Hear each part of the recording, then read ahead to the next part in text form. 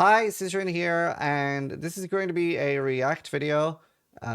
Jonathan Rogers, the director of Path of Exile 2, joined Dropped Frames. And yeah, I'm going to watch the video. I haven't seen it yet. And yeah, I'm going to be pausing during this. So if you want to just watch the... if you just want to watch the full thing, then you can watch that. But I'm going to be pausing and commenting on what they're talking about. All right, so let's watch it. Hello, everyone. Welcome back to Drop How's the Frames. audio? We are now joined by Mr. Rogers, first name Jonathan. Has anyone ever called you Mr. Rogers, by the way, Jonathan? Not really, to be honest. It's not something I'm used to hearing. Are we on a first name basis then? Is that what you're saying? Or should I just? I would say so. Okay. I mean, I'd kind of love to keep calling him Mr. Rogers. I think for the entirety of the show, Mr. Rogers is his name. You know, we treat our guests with dignity, and Mr. Rogers, welcome to the show. Thanks for being here. It's what, 6:30 for you right now? Yeah, it's pretty early in the morning. As we go through, you'll probably see the sun slowly rise up in the background there. Oh, we can have a sunrise together. This is great. Would you say that it's a beautiful day in the neighborhood, Mr. Rogers? Yet to be seen. JP, we want repeat guests. We want guests to come back, and when you do stuff like that, they don't want to come back. Everyone likes Mr. Rogers. Everyone's a fan. They get him all the way down to New Zealand, you know? I noticed you're doing an unintentional New Zealand segment right now, because I believe the last game you were just talking about is also a New Zealand developed game. So oh, really? you know, you've got yeah. They're made by, I believe that's made by Pickpock, the game you were just showing, who's there in Wellington. So yeah. You've got your thematic segment going on here. Fantastic. Yeah, it was all planned for. Luna just hit F11. Who are those guys? They're all streamers. They've all... I don't think Zeke plays Path of Exile much, but he's a really cool dude. Does a lot of presenting. JP does like a lot of different games, including quite a lot of PoE. And Ko is like one of the biggest... Everyone knows Ko. He's like one of the biggest variety streamers on the platform. But yeah, they're all very known. Twitch does a lot of like Twitch presenting and stuff as well. They're all really cool. So this is a podcast they've run for years now. I've been on it like 6 times. They're really nice. From the start. Jonathan is the game director of Path of Exile. From the start. Yeah. Ignore those. Oh, reallys we just said. That was all part of the part of the show. We're gonna edit them out in post. We'll find. I don't know if you know them personally, but they were in my chat. One of the devs was in my chat while I was playing the game, and they were delightful. Oh wow. Awesome. I do know Mario, who's kind of the head of the studio. I'm good friends with. So. You know Mario? Nice. From the Mr. Mario from Nintendo. Stop. I thought he was Italian. He's from New Zealand. JP, Jonathan, we are so sorry. It's okay. Okay. All right. So anyway, you work on a game or something? Yeah, Jonathan, you're the co-founder, game director on Path of Exile 2. Give me like the quick and dirty of. Should I have had more jokes like this at the start of my podcast? I was like so serious. I was so focused on like getting questions. Maybe I should open with like 6 dad jokes. No. Of how you came to be at GGG, Grinding Gear Games, and how you know you are in your current role. If there is a quick and dirty of that. Yeah. So effectively, well, you know, as you said, I'm one of the founders of the company. I was a founder right out of university. I was friends with my best friend at the time, you know, and still the case, Chris Wilson. He, you know, we just were like, we absolutely want to make a game. How cool is that? Like making a game with your best friend, and it just literally redefines the genre that you love. How cool is that? We wanted to make what we definitely referred to as a sequel to Diablo 2. At the, you know, we were just like, no one's making this. We need to do it. So yeah, we just no one's making this. That's so funny. A game company to do it. That's really the long and the short of it. To be honest. I love how Path of Exile like started out really cordial with Blizzard, and now it's just straight up like throwing shit at them because like Blizzard's just being so shitty back. That's so nice.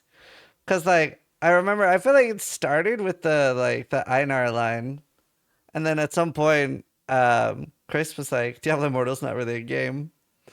Oh, good times. Fantastic. So been there. How many years is that then at the company? Oh, I mean, it was 2006, so I suppose 19 years. Don't do the it'll be math. coming Oh, up. Yeah. It's, And now we're all old. yeah. Actually, I realized recently that our company is more than half the age of the internet, which was kind of like a terrifying realization I had the other day. I thought Mr. Rogers is supposed to bring like happiness and joy and a feeling of goodness to. Okay. And the chat goes aware. Oh man. Aware. Okay. I mean, honestly, an even more terrifying thing the other day is I was talking to someone. Sorry, I'm not going to have this digression right now. The other day, Get all out. Yeah, I was talking to someone in the studio, and I made a reference to Jurassic Park, and someone didn't understand it, and I was like, "How the hell do you not understand a Jurassic Park reference?" That's sad. Oh no. Actually, though, that is crazy. Like, by the way, actually, I was kind of sad with my wife about this, because she, so my son loves dinosaurs, and he was watching Jurassic World, like the first one, and I had explicitly said that, like, first off, I wanted to wait till he was like 6 or 7 with Jurassic Park movies, and she's like, but it's not a Jurassic Park movie, and I was like, all of them are Jurassic Park movies because I want to be there when we're watching Jurassic Park. But yeah, she ruined it. Nah, like she like the first 3 are, well, the first 2 are Sanctity still. But yeah, he's like definitely gonna watch that by the time he's like 6. You'll probably get a kick out of this, Jonathan. In so many games, including the most recent one, KCD2, on the like savior schnapps, there's an icon of a floppy disk to represent saving. Yeah. The amount of people that have no idea Yeah, that's crazy. what that reference is for, just zero. Yeah. Anytime they see the save icon, they're just like, that's just some weird icon game devs use for saving. It doesn't mean anything. Oh, okay. Awful. Awful. Right. Jonathan, what games did you grow up on? I guess is where we'll start. Like, and specifically, what games outside of ARPGs? Because obviously you had a strong influence from ARPGs, right? Just a little. Just a smidgen. I mean, it's honestly a variety. Like, people have often asked me, like, what are my favorite games of all time? And it's like a really hard question. I'm trying to think, like, the really standout ones might be like StarCraft and Warcraft, but also like Half-Life, like absolutely. Quake, definitely. Final Fantasy 7 and through 9, like these were games that I loved growing up, but also like Spyro and Crash Bandicoot and this kind of thing as well. Like, it's kind of like a huge variety of different kind of things that when I was growing up. I mean, a lot of shooters as well, like just first person shooters. Like, I played a lot of those. I mentioned Half-Life specifically because it's like the real standout, of course, but I honestly, I wish there were more single player shooters is a serious thing in this day and age, because like that's something that it's a genre I honestly miss. Yeah. But like that. Just all kinds of things really. So I just heard GGG is going to make us a single player shooter. That's what I was thinking. Correct? That's I what don't I think heard. so. Honestly, that is probably not even you slightly play in as my sin, wheelhouse as far and as you're skills are going to go concerned. and just blast everyone. It's going to be fantastic. Coming soon. Well, that's Path of fantastic. immersive shooting. Yeah. That's fantastic. You've had, let's say, a busy first week after the Point 2 launch. This is, I guess, the start of your Monday, right? The start of week 2 of the new patch. I hope you got some rest over the weekend, first off. I feel like we should just start with, so how we feeling? Yeah. How we doing? Well, I mean, it's been a week for sure. And it's like, I would definitely say we've never had so we've had a few cases that have been close to this, I would say, in the past, in terms of like the community being very unhappy about a lot of things. But this one was certainly taking the cake as far as that is concerned. But I mean, at the end of the day, the response is always the same thing, right? Like, we hear what people say, we try things out, we see if we, what we agree with, and then we try to find solutions that are going to fix any kind of problem that the community have, and we keep on doing that. We keep iterating. I would say one of the things that that's been going on this time is there's certainly like an urgency at the moment to feel like, okay, we have to make sure that everything we're doing, we're like telling people that immediately. What I should have done is put myself up here and have white text under that says like Zizaran. And like reactor. So we certainly wouldn't post like patch notes every day normally. So normally, of course, that stuff's sort of happening in the background. But we really wanted to make sure people are understanding the fact that we are kind of like looking into these things and improving things. So that's certainly been a bit of a ride. But like I'm certainly a believer that the more we do that, the more like the people will will effectively be happy once we've made fixes to all of the different things they're unhappy about. The hardest part, honestly, is just identifying the problems. Right. And yeah. I think. Interesting. Yeah, I mean that's one of those things where, like, so for example, like a lot of people were talking about like monster speed, and it's like, okay, so when people are talking about that, they're talking about getting swarmed by monsters, right? And so then it's like, okay, well, why do you feel like you're getting swarmed by monsters? And then one of the things that we found, which we patch noted last week, is there was this system that monsters had where if they were doing like a multi-part combo, then there was a thing called an interrupt event where effectively, like, if the player got out of range of the monster, they would interrupt doing that skill and then continue chasing you immediately. And that means that effectively you didn't get a chance to kind of like if a monster starts attacking, like they're doing like a sort of 3-hit combo, they'll do the first one, you'll be backing off from that, and then they'll immediately start running again and then immediately start the combo again. And so that kind of thing just makes them feel incredibly frantic. They're like just like certain monster types almost, that just have that real frenetic kind of frantic feeling. Yeah. And so we disabled that on almost all monsters as an example. And like immediately it's like now when you're fighting those monsters, like even though like we haven't changed the speed of the monsters per se, we just found the thing that made them feel. They did also change the speed of the monsters, right? Because like a lot of monsters will have a walk animation now after attacking. So I believe they have also directly changed the speed of some monsters, right? Like there's a big difference between running and walking. On some of them, yeah. I haven't done the campaign yet, but I'm hopefully doing that later today. Ultra fast as you're fighting against them. Yeah. And it's kind of like it's really just a continuous sequence of like finding things like that. And when you obviously we have like a lot of monsters in our game, like huge numbers of them. I mean, the eventual count of monsters we will have once we exit early access will be over 700. But even now, I think we've got over around 400 or something like that. It's like a ridiculous number compared to what most games have. And so it's like, you go back to some of these monsters and it's like, I don't even remember what was going on with this monster when we developed it. It's like this was a while ago. Like I don't know what's going on. So the monster guys kind of have to have a look at these things and sort of refresh their memories and like, okay, what the heck is it? How's this thing even set up? Like, what's even going on with this thing? Yeah. Let's find out. So there's kind of a lot of that going on. So it just takes a while to kind of like assess these things and work out. So we did our first batch of those types of changes last week, but we're still sort of looking into things, and like those are the kind of the more obvious ones. But honestly, with a game like ours, like the more you look, the more you find. Like there's sort of an infinite ability for like problems to hide in the ridiculous amounts of numbers and animations and sort of things like that. So it's just a matter of finding everything, and if we can find everything, then I have no doubt that people will enjoy the game much more. That's good. Is that speaking of go ahead, Zeke. Just speaking about those monsters, I'd be interested to learn is there like I wonder if there's like a shorthand, like for the like certain groups of monsters like Bruce, Chad, Doug, like these are the monsters like that, like so you don't say like epic beast from the hell pit of blah blah blah blah. So you just say like that's Dan. Or that's they do have internal names. I don't know if Dan is one of them, but they do have internal names. That'll just be whatever the artist happened to name the folder when they were creating the model in the first place. Like just whatever they happen to choose, that'll tend to be the name. Well done. And okay. There's certainly some kind of random ones in there, but that's for the data miners to find, I suppose.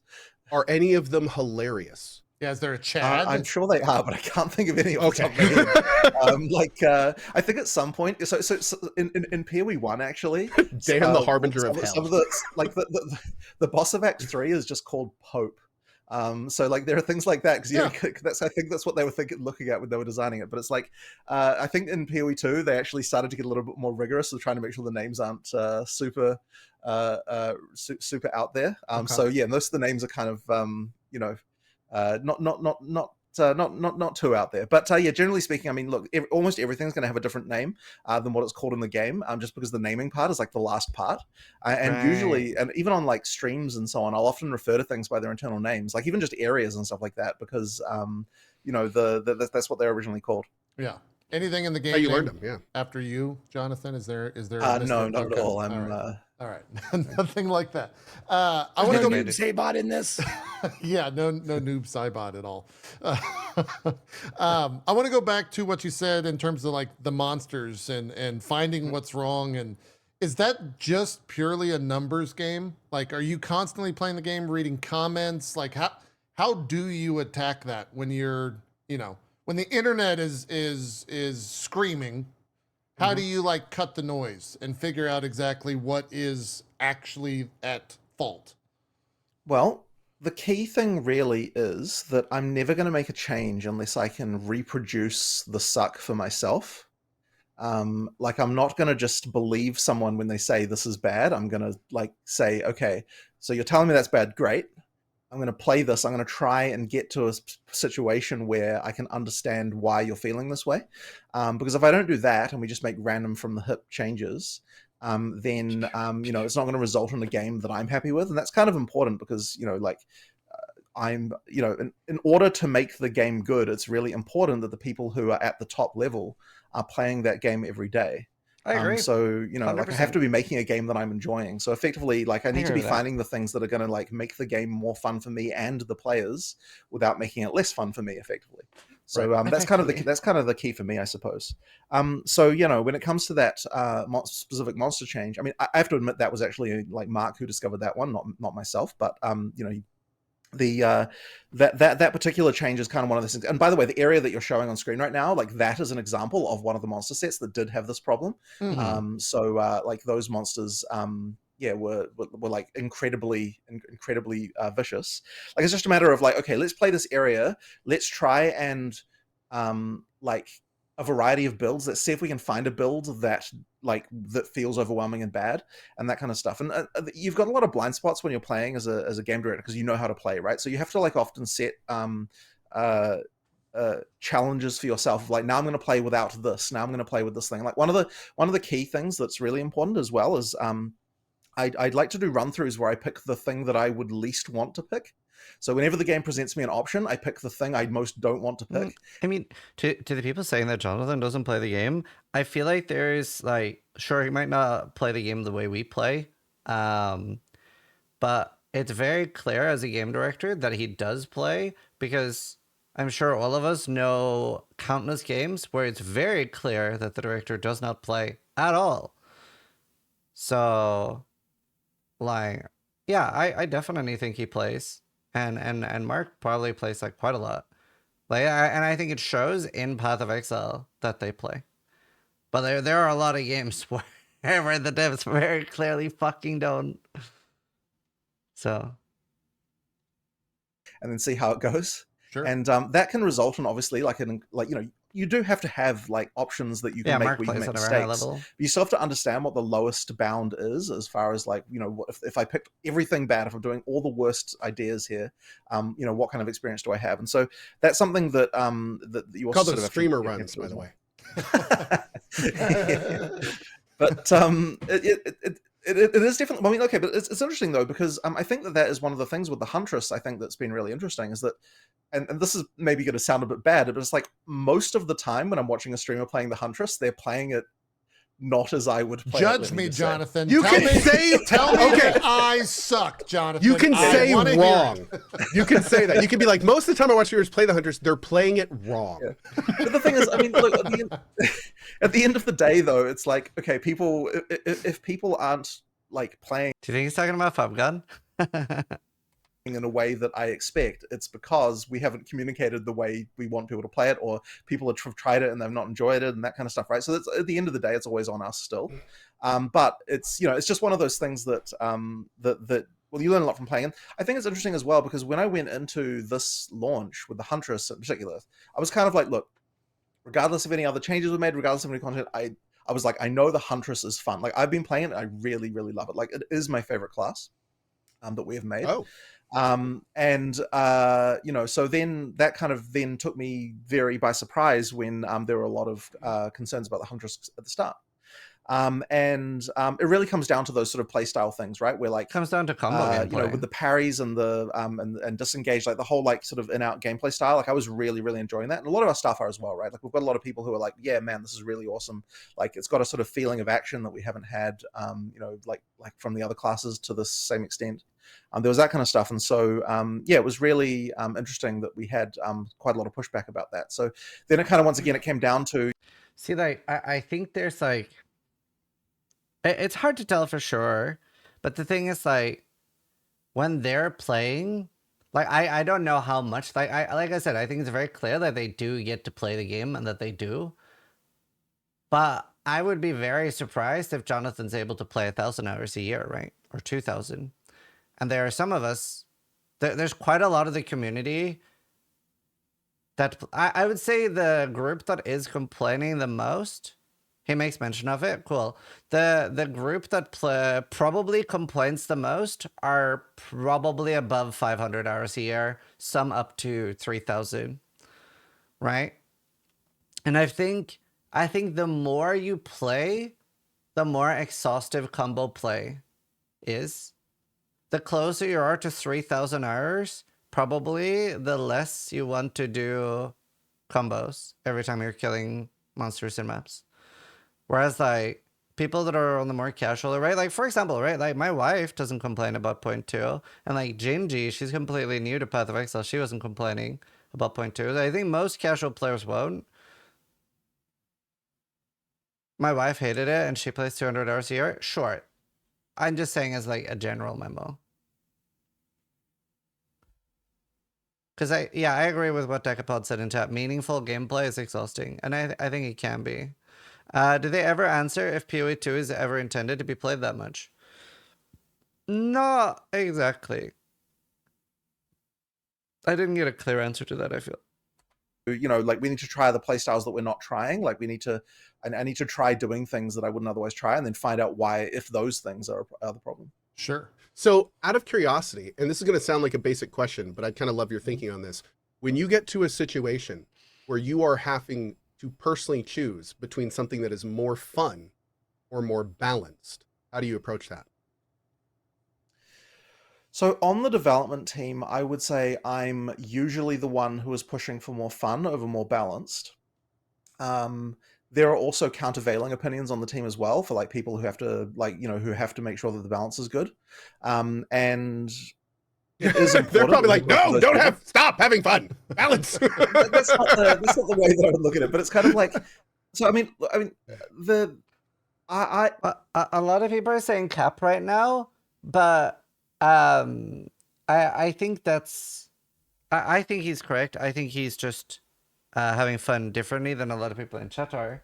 Like he enjoys combo gameplay a lot. Like, I don't know. I think people have this negative feeling about Jonathan that he doesn't want the players to have fun, when just his fun is different than your fun, and that's what's causing the disconnect for a lot of people.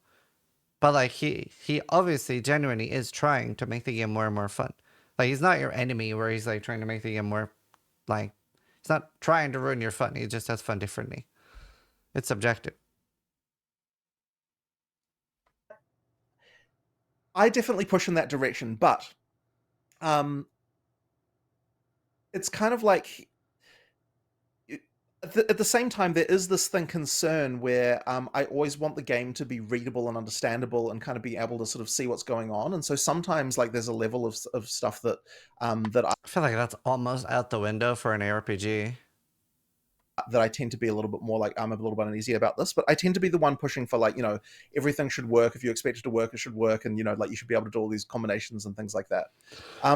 The issue that you get is that if the if there are things that are just way more powerful than other Yeah, things, Ricardo. then it's going to push everyone to play that. And that's going to mean that you sort of lose build diversity, and then there's a fund that you're losing from that. That's a little bit harder to immediately identify, but it is important. Like, there's a kind of long-term fun that you get from the fact that you play this game, and there's so many different things you can try. And it's not immediately obvious as you're playing your single build on a single playthrough, where you just want your thing to be powerful. But it's like, we just have to like get to some level of balance and stuff along those lines. But yeah, generally speaking, I'm kind of like, let people be able to do crazy stuff. Like, that is important to me. So long as it's kind of like, like, so long as you get that feeling of progression all through the game from beginning to end, effectively. Cool. Sure. Very cool. Yep. Have you ever thought about streaming your own gameplay? Would you ever like open up the almost Could you ever Pandora's show us how to box? play a huntress? Yeah, like just to see. Like I see that question so much from the community. Like, well, how do you play it then? And I think it would do well. This thought crossed my mind actually in the last week, I must admit. Yeah. And I kind of realized, I think what I'll do next time when we play, like between the week where we announce, like do our live stream and announce the class, and the time when we actually, like have the release, I think I actually might do some development streams and just like sort of show people my gameplay. It's interesting because awesome.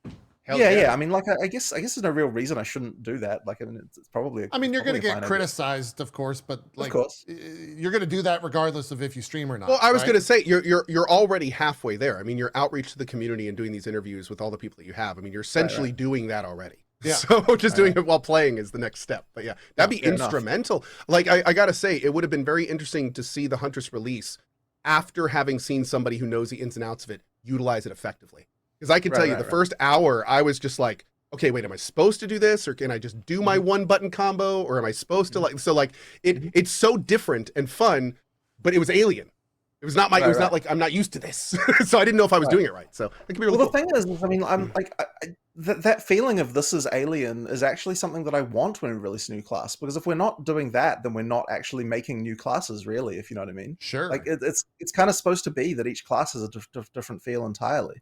I mean, like that isn't necessarily always going to be 100% the case to this degree, but yeah, certainly as far as action RPGs are concerned, I don't really know if there's something quite like this in another sort of like, in what you would in the action RPG system. When I refer to action RPGs here, I'm talking about top-down Diablo style games, right? That's what I'm talking about here. Yeah. Like there's not a lot else, like this type of combat around.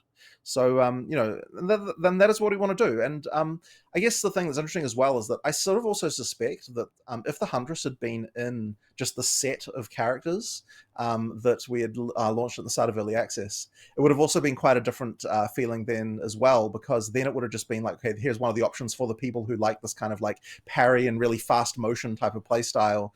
Like they're sort of bounding around and doing, like dexterous melee. That would have been, because I mean, they're like the people who love that. But then obviously there are people who are like, I find parrying awkward. I don't like, this or that or the other thing. Then for those. The thing is, though, I feel like that is definitely the massive majority of the community, right? Regardless of what anyone says vocally, that is the massive majority of the community want one button, right? Because we'll see a lot of people saying like, oh, we want combo gameplay, but that is never, ever represented in player stats. How do you know, though? PoE Ninja.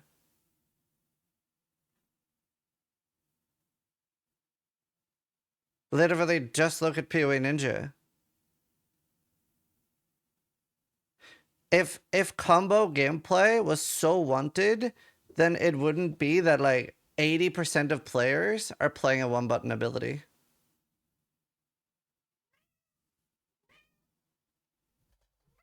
Hi, baby. What's up? It was because that was the meta. No, it's because people like pushing one button. If people preferred combo gameplay, then that would be what 80 to 90% of players were playing. There's a reason why Righteous Fire is such a popular build in PoE.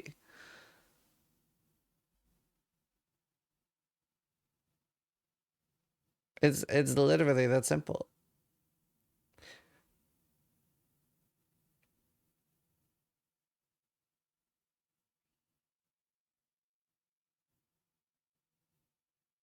Where does PoE Ninja get their data from? The API? Like what people are playing? What do you mean? Like it's just what people are playing.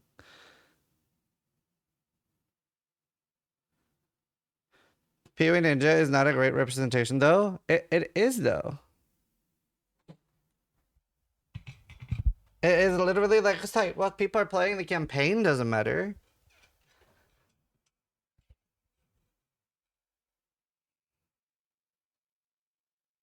That is like the majority of the like long-term players.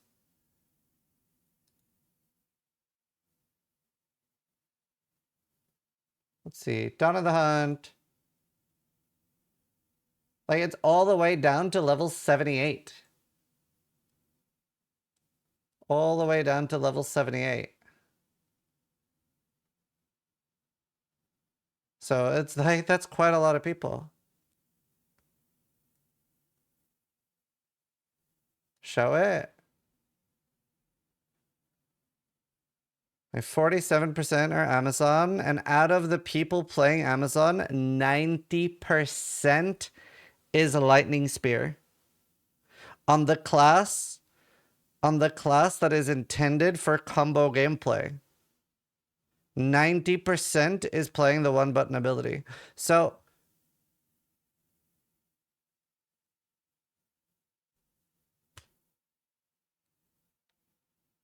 numbers don't lie. Because it's more optimal? Yeah.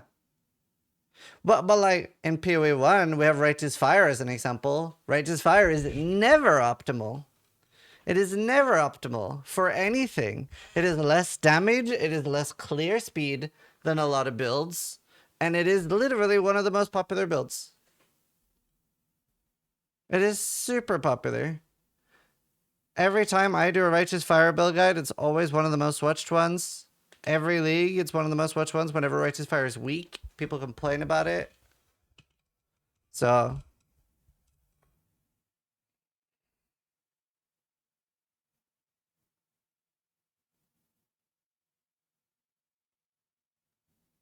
you know, so all the stats are indicating that like people don't love combos. There are lots of people that love combos. I'm just saying the people that prefer one button outweighs it. I'm so curious. How do you want to map only combo abilities? One button, please. I'm gonna do a quick poll. Because that's what it comes down to. Like nobody minds combo abilities for bossing. Nobody minds combo abilities for bossing. Right? Like there it's fine. That's where it shines. That's what it like ideally should be for.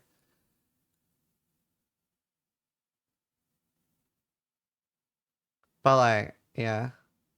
I'm just saying. So like again, by the way, I'm not saying that the people that don't like that I'm not saying that people that love combos don't matter. I'm saying you're in the minority. That's all I'm saying. Doesn't this only track 32,000 players? Isn't that tiny? Or am I wrong? Yeah, it tracks the people that have open profiles, but it tracks all the way down to level 78.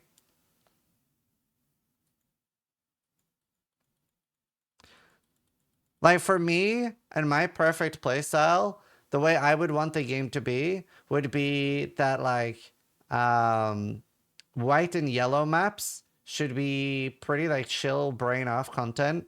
Red maps should provide more of a challenge, especially when interacting with breach and ritual and any actual special content. And then bosses, if it were up to me, bosses would be 2-minute fights. I think even on like I would say like perfect balance for me would be like with perfect gear you should never get faster than 30 seconds on bosses, and on average gear whatever that is it should be between 2 and 4 minutes, and on bad gear you probably shouldn't be able to do bosses. That would be like my favorite balance for me personally. But like personally, I have no interest in setting up a fucking combo to kill 6 white monsters. None at all. I have zero interest. Zero interest in doing a combo to kill 6 white mobs. To me, that'll be exhaustive. And like that's all we can talk about, right? All we can talk about is what do we enjoy, what do we want to do. There's nothing wrong with either. There's nothing wrong with the people that want to do like a 20-second combo per pack. It's just a different way to play. Go play PoE 1 then. So the reason you're seeing so much anger and outrage about PoE 2 is because we can't, right? There is no updates to PoE 1. And it's a game entirely built up around an update every 3 months. That's the issue. A lot of us would be. If we were getting updates every 3 months, we would be playing PoE 1. That's why so many of us are looking forward to May.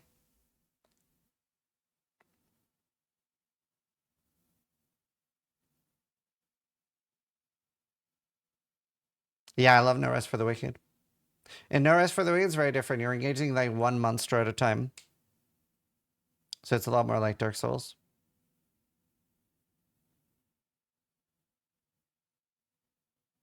May is not happening. I'd be shocked. I wouldn't. I also like, I don't mind if it's pushed to early June.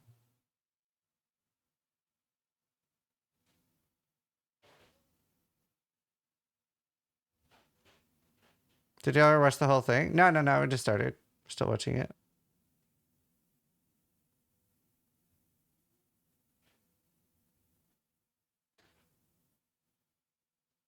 Bam.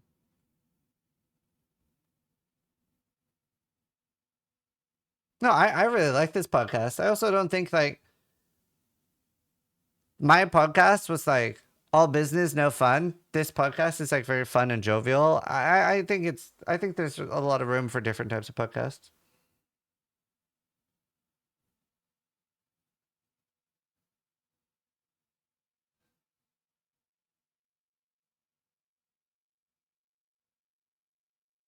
It's really hard though. It's really hard to do both in a game. It's hard to have both combo gameplay and one button abilities. So it is really hard. Like that's the problem. Like I definitely I want both. I want that for bosses, I have to set up combos, and the bosses should ideally allow you to do that. It's pretty easy for a boss to be too fast where it's not easy to set up combos. But I wouldn't mind having like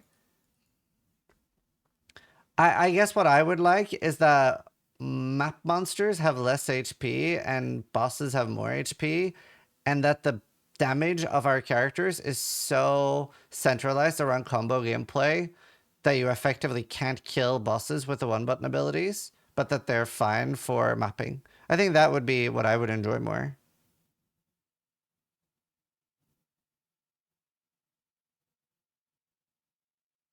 Like, I think I would like a bigger difference between white mobs and bosses. Because then you still have, like, then you get both, right? I have no problem. Like, I would like setting up, like, long, intricate combos, and, like, the longer it is, the more you get rewarded.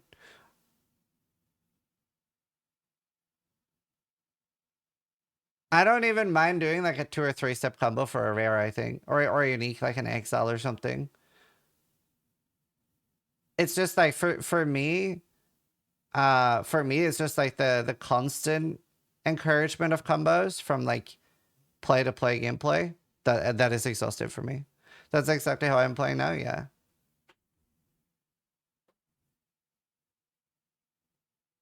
But yeah, we'll keep watching. What matters is the flow, yeah. Is ED Contagion a combo? Absolutely. Yeah. Even in PoE 1, they try to encourage combo gameplay over one button abilities, where you see like Blade Blast, Blade Fall, and stuff were really like, yeah. I remember eventually I got Blade Blast to just beat Blade Blast. Like I didn't need the Blade Fall part. Then it was crazy. Actually, yeah, Blade Blast, Blade Fall was like that for me in PoE 1, where Do you remember I had the chieftain with the explosion chest where I would just blade blast mapping, and then on bosses I would blade full and blade blast. I personally find it crazy that people are complaining about having to push more than one button. Well, like I said, right? The closer you get to 3,000 hours played of Path of Exile per year, the more exhaustive you're gonna find setting up combos. So it's just about different player time and stuff. Anyone that's playing like less than 1,000 hours a year probably won't complain that much about it. Because the less you do it, the less tiring it is. But gotta remember that like when a game resets that often, there are a lot of us that do play that. They talk about that later, yeah. I mean, I haven't finished it yet. What's up? No. Those people, you know, like obviously other classes may be better. So if it had been launched in that same pack, I think we might have got quite a different reaction. If you play 1,000 hours, you should play another game, not try to make the game cater to you. No, Path of Exile is absolutely made for 1,000 hours plus a year. They've even talked about that in podcasts. Like, watch Chris's GDC talk about Path of Exile 1, where he calls it the game meant to be played forever. So, no, don't give me that. From that class in particular. Of course, there's like many other things that people are unhappy about as well, which we're kind of working on. Sure. But, you know, like that, in terms of that particular like class reaction, I think that would have changed things quite a lot. Yeah, yeah. You mentioned pairing, and as someone who has about 60-ish hours on the Huntress, currently tier 15 maps, I haven't parried since I was like level 10. Is that a good thing? That was about PoE 1, yes, and that's why I tried asking on the podcast, is Path of Exile 2 for the people that want to play 1,000 hours? That's why I tried asking that. That is why I wanted to ask that. I think it's a very important question, but it wasn't super answered. Thing or a bad thing for you to hear that a player just completely disregarded maybe the core element of a core element of the class for you? I mean, it's not necessarily a bad thing, I suppose, but it is something that I think that it was a blind spot for me, because when I was playing, like all the way through, I was using parry all the time, because that sort of parry disengage into using a spear combo is something that I was using right from the beginning till the end. Right. You know, so that, like, I mean, the idea of that was, you know, like you sort of unlocked all the things that you can do with the with the twisters and stuff like that. And so I think that because we added that extra skill like right after launch, that means that no longer is that combo. Like, I don't know if you're using that either, that color weak skill, but you might just be using frenzy charges from other source, because that's the other thing as well, is the frenzy charges then become sort of easier using other sources as you go through the game. So I'm curious if are you using frenzy charges at all is the first question. No. I never said I'm a good build. Okay. So, I don't know. I miss old charges. I want to rewatch that. Like that.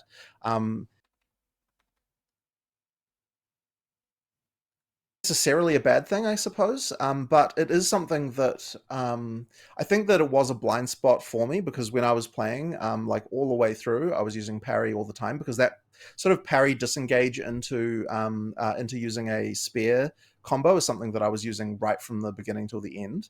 Right. You know, so that, like, I mean, the idea of that was, you know, like you sort of unlocked all the things that you can do with the with the twisters and stuff like that. And so I think that because we added that extra skill like right after launch, that means that no longer is that combo. Like, I don't know if you're using that either, that color weak skill, but you might just be using frenzy charges from other source, because that's the other thing as well, is the frenzy charges then become sort of easier using other sources as you go through the game. So I'm curious if are you using frenzy charges at all is the first question. No. I never said I'm a good build. Okay. So, full disclosure, in PoE 1, I probably have like 2,400, 2,500 hours. Right. Never done my own build. I've always followed a guide. In PoE 2, I've never followed a guide, just because of how the game's released with its updates. There's not really guides to follow. So I kind of just like picked things that I enjoyed. And so this time around, I'm using like Spearfield, with bleed and knockback. Quite a lot of guides. Rake and is it Right. Herald of, So you're going Herald of all the Blood? bleed. Okay, Yeah, so more bleed, more explosions more the and, bleed. Okay, and things like understood, that. sure. But look, in that case, like the bleed sort of style of the Huntress doesn't really rely on the sort of parry stuff. But if you're doing the elemental stuff or the whirlwinds, then you definitely want to be getting frenzy charges and doing that whole thing. And yeah, like effectively, we didn't have a way of getting frenzy charges for the first kind of like 50% of the campaign effectively in an easy manner. So that was kind of, and effectively that meant that if you wanted to do... No, how did you get 3 effectively within 1 sentence? Unless you were going bleed, then if you wanted to use all of the elemental spares, you effectively had to do the parry stuff in order to get frenzy charges. And so but what we effectively did to ameliorate that, if people didn't want to parry, there was adding this Cull the Weak skill that allows you to get frenzy charges anyway, and that means that you've got access to that whole side of the build, and it is powerful, right? Like those enhanced spear throws are, you know. Oh, Cull the Weak with lightning spear was crazy. Yeah. But I mean, even the other ones as well, especially because what they do is they, for the other ones, they all unlock ground effects like fire and lightning and stuff like that, which then you can infuse with your into your whirling slash, which you then use with the twisters. And so like that kind of stuff is like my primary, like the build that I played all the way to endgame. Because you know I don't actually have time to play literally every build to endgame. That'd be completely impossible. Yeah, no, there's no way. Development time. But the build that I was playing all the way to endgame was using the whirling slash twisters, and then with barrage as well, like which means that you can get like a huge number of twisters. You know, that like using ground effects. So that was effectively the build I was playing, and that involved using the parry to kind of get it started. But then I also was using Fangs of Frost to freeze monsters, and I kind of had 2 variations of the combo. Like you could either parry into Fangs of Frost if you wanted to have like if you wanted a faster combo for like more like just clearing, or you could use like parry disengage for more for longer fights against rares or against like bosses or something like that. So that was kind of like what I was doing for like through to endgame. But I mean, you know, like obviously there's like, you know, we try other things, we, you know, have a lot of different experiments, but there's actually this phenomenon that's like kind of annoying, which is that unless you actually play a class from the beginning, there's something about it that just doesn't quite work in testing. Like it's you never get the same feeling unless you actually play through on the character. Like if you just make a character and at endgame, and then like you're like, okay, I'm going to put all these skills on it, and you sort of feel you might think that you have the right idea about what the items should be, but somehow it just never quite feels the same as when you've leveled up yourself. And so I actually don't tend to do... I agree. It's actually something Steel is a lot better at me at this. But something Steel does whenever he's theory crafting, I don't know if he does this for PoE 2, but at least he does for PoE 1. And he theory crafts the perfect build, and then cuts down. So he like min-maxes the build first. I am not very good at doing that. And the way I play a build is I will make a build work on dog shit first. I guess a little bit of that is also because I try to make things for new players. So if I can make something work on a 2C budget, that's really appealing to me because I know a new player is going to have a good time with it. But it's also... No, we both play hardcore. That's not it. Yeah, I don't know. It's also like hard to remember everything to min-max for every build. Whereas like whenever I'm playing something, let's say I'm playing something at like the 70th percentile optimization, then I'll be like, oh, I can get this. Oh, I can corrupt that. And I'll like like it. I don't know. I definitely like have a hard time doing it the way he does. But yeah. Do that very often when I'm playing. I honestly, I don't even know if I can fully explain why that is. But there is something important about that process that kind of gets you to a state of a character. Well, and like, well, it's because the character is not just a thing. It's the experience you have playing it to where it is. Like it's when you have a PoE character, it's like, because we've talked about that frequently, because like one of the reasons of using builds or having a character played for you, which I know is kind of a hot topic with shared accounts and stuff. Thanks, Elon. But it's you know, it's very much, I feel the exact same way. It's like a lot of RPG. You got to have the whole experience to understand every ability, every class. Now I know understanding it's not part of you, but still for it to be yours and your journey and everything, you kind of have to do it yourself. Yeah.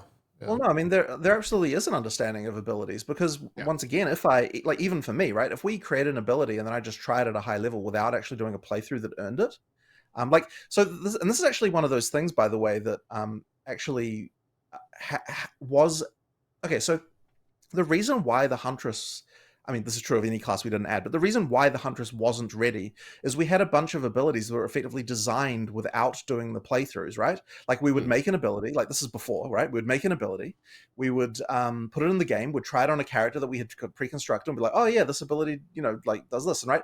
But like, until we realized at some point that like when you actually were playing and then you got the, like, when you were actually playing and then had the ability to select it for yourself, it completely changed the vibe of like how that skill felt like, you know, it's like, it's important that you actually test the part where you're actually trying to weave it into a build that you've got going through. And so without that, you actually don't even have really an ability that you've actually tested and know that's good. True. And there are even like some abilities I would say still in the game now that that didn't get enough attention from that part of the experience. And so it's something that I think we can actually improve even on some existing classes as well, with some abilities that were like maybe like a little bit rushed or things like that. So like, yeah, like that experience is actually important. And I actually think that the Huntress's abilities as far as like that experience is better than some of the other classes for this reason, because I was spending more times, like, because I was specifically this whole time from the time when we launched early access till now kind of doing playing Huntress and like and then sorting that, it kind of meant that it got even like more individualized attention than what I think some of the other classes actually got in that way. Yeah. Would you say that's how you're going to treat the time between every patch moving forward? Did it feel like that was constructive enough and a proper way of spending your time, I guess is how I'll frame the question? Well, I mean, the issue with that, of course, is that I wasn't paying as much attention to other things that that were problems, right? Which is definitely a concern. Yeah. So I mean, it's interesting because I think that one of the issues that we had. Okay, so I'm gonna blame Christmas. This is what I'm gonna blame for all of our problems here. Oh my God, the war on Christmas continues. Right, oh no, here we go. Santa Claus, we're coming after you. So what happens is that, so we release early access, right? And then we've got like 3 weeks before everyone's off in their break. And during that 3 weeks, we're in this mode where we're like responding to problems and we're like trying to fix things and everything happens. And then we've got like 3 weeks where, you know, where Christmas happens and everyone kind of goes away. We've lost the context of even being in the mode of like, we're responding to what the players are complaining about kind of thing. And it's like, bear in mind as well, at the start of early access, that like, you know, 7 out of 10 people are talking to me are being like, oh wow, the game's amazing, it's so cool. Like, because what they're doing is they're playing through the game for the first time, they're experiencing all the bosses, they're experiencing all, you know, just the graphics and the art, and like everything's cool, right? So they're all like, oh wow, the game's amazing, right? And so you got a bunch of people who are also talking about problems, and those are real problems, right? But they're being drowned out by the positivity of like everyone experiencing this new game for the first time. There's also like, there's always going to be a disconnect between no-lifers here. And we've seen that. I feel like the biggest disconnect we've ever seen, not disconnect, I don't know, I'll try to explain what I mean. The biggest like difference here we've ever seen was at the start of Diablo 4 and the start of the PoE 2 launch, where a lot of the initial problems aren't, like, they're not instantly apparent. They're more something that happens after like 200 hours of gameplay for a casual player. Whereas like, so what we ended up seeing, Lost Ark as well. Lost Ark had this as well, where it ended up being like it was different days on all of them, but anywhere between 5 days later to 3 weeks later, you would see that like the other player base would catch up to the no-lifers and have the same complaints. Whereas like in Lost Ark, you know, like there were a lot of people that were like, wow, honing is a very big issue. Like, this is not good. New World as well. Yeah, that's probably not a bad example, but it's just like when you play games for a living and stuff, you'll get to that point faster. And then what ends up happening is there's a disconnect where people will be like, oh my god, streamers are out of touch, but it's just like they're just a few weeks ahead because we get to know life. Because like in all of these games, I end up saying like later, like a few weeks later, I end up seeing like the general player base have the exact same complaints I do. It's just a little bit delayed, which is really interesting. Sure. And so like nothing that the players are complaining about today is something that people weren't complaining about back then. It's just that they weren't the loudest voices in the room at the time, and now they are. Right. So effectively, like you've got that that thing, and so effectively, so after Christmas, right, we come back and we're like, okay, we need to get this Huntress out. You know, I'm going to focus all my efforts on getting this class out that we're doing, and by then it's like you know, we kind of had our eye off the ball, as it were, about like what are the issues that are sort of happening in the community as much, because we're like, okay. Are you calling us intellectually slow? No, I'm not. It's just streamers have way more hours to play games than games can ever be designed for. And like not just streamers, but like students and no-lifers too. Okay, we're focusing on this next expansion. Like that disconnect, I think, was a real problem between like those two time periods. And so this time, I'm actually, and it seems obvious, but it's like I'm actually taking time in the scope doc for the next patch. So I mean, we've obviously got a document which is like the scope for 030, right? Like we've got a document for that. We sort of know what we're planning on doing for that. We've got in that scope document at the very top, like, make sure the players aren't going to be unhappy about this. Make sure the players aren't going to be happy about this. And like, just like, here's like 6 things that we just want to make sure like we're actually doing something about this, you know, as we're considering, like how 030 is going to come together, so that we don't kind of make that mistake of like kind of forgetting about all of the things that are sort of outstanding issues, as it were. Mm-hmm. And so, you know, I think that shouldn't be a problem again next time. But you know, yeah, like I guess that's kind of like the main thing, right? It's yeah, just making sure that we don't like forget about the fact that as we're making content, that we also need to be, you know, like addressing those kind of like underlying issues as well. So yeah, that's kind of what we're doing there. Yeah. Speaking of like getting negative comments and negativity generally, when you're making a new addition, a patch, whatever you want to call it, to the game, like, do you have like a meeting with your crew that's like, okay, this is going to make some people mad, so we're going to batten down the hatches and we're going to weather this storm, but we'll come out the other side of it because in the long run, we all believe. Also, someone said on YouTube, off topic, but are streamers overall ruining games experience or making it better? Streamers are a net negative on gaming, for sure. Believe that it's a good change. Like, is there a lot of that shit happening? I wouldn't say that it is like that exactly, except for okay, well, so okay, so here's a discussion that we did have. So effectively, so when we launched early access, we had a whole bunch of things that were out of control as far as like balance is concerned. Like there were just some things that were just trivializing shit in a way that was bad. And so what we started doing right at the start was we started nerfing those things, right? We kind of was like, okay, this is early access. We're gonna nerf a bunch of things. And immediately we got like huge. Can you explain that, please? I wasn't planning to, but sure. I really loved playing games back in like 1998, 1997, where there weren't like a waypoint showing you where to go in every single game. You had to like talk to NPCs. And I've sort of like almost been trained out of that way of playing games. And like I remember like completing the Hoth level in Rogue Squadron in like 1997 or whatever. And I was the actual only boy in my village that could do that level, to the point where people would quit playing the game until I would literally come to their home and do the level for them. Like there were no walkthroughs, there were no guides, there were no nothing. Like games were that hard, and it was a very different experience. Like you would miss so much of the game and then be really excited when you saw it and stuff.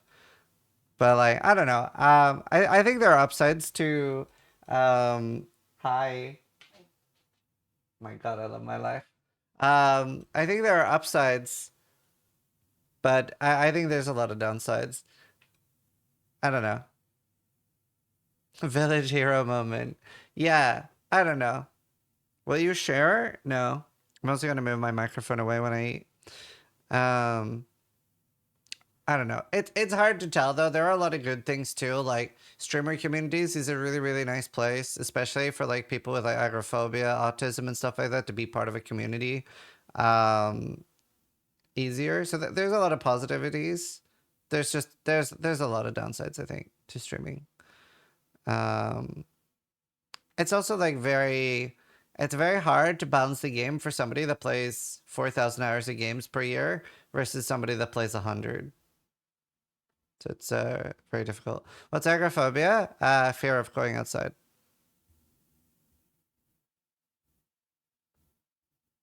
I think probably a lot of people in chat have agoraphobia.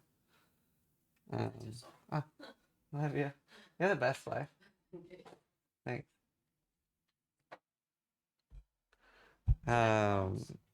He's literally me. Well, I don't have it. I'm just saying it's a good thing. Agoraphobia? I thought it was agoraphobia.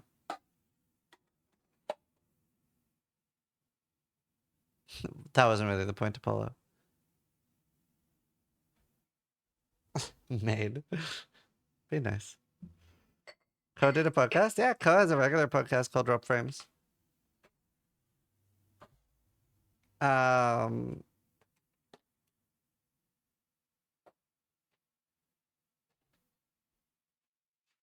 Would love to see a streamer apply their game smarts on play solving into real life. I don't think you do. I don't think streamers are particularly smart. We're kind of dumb, and that's why we're streamers. So I think we're sort of doing society a favor. Like, imagine some of the people you watch, imagine those being your doctor instead. You probably don't want that. Right? Like, you don't want me as your doctor. We're like, or imagine Quinn as your doctor.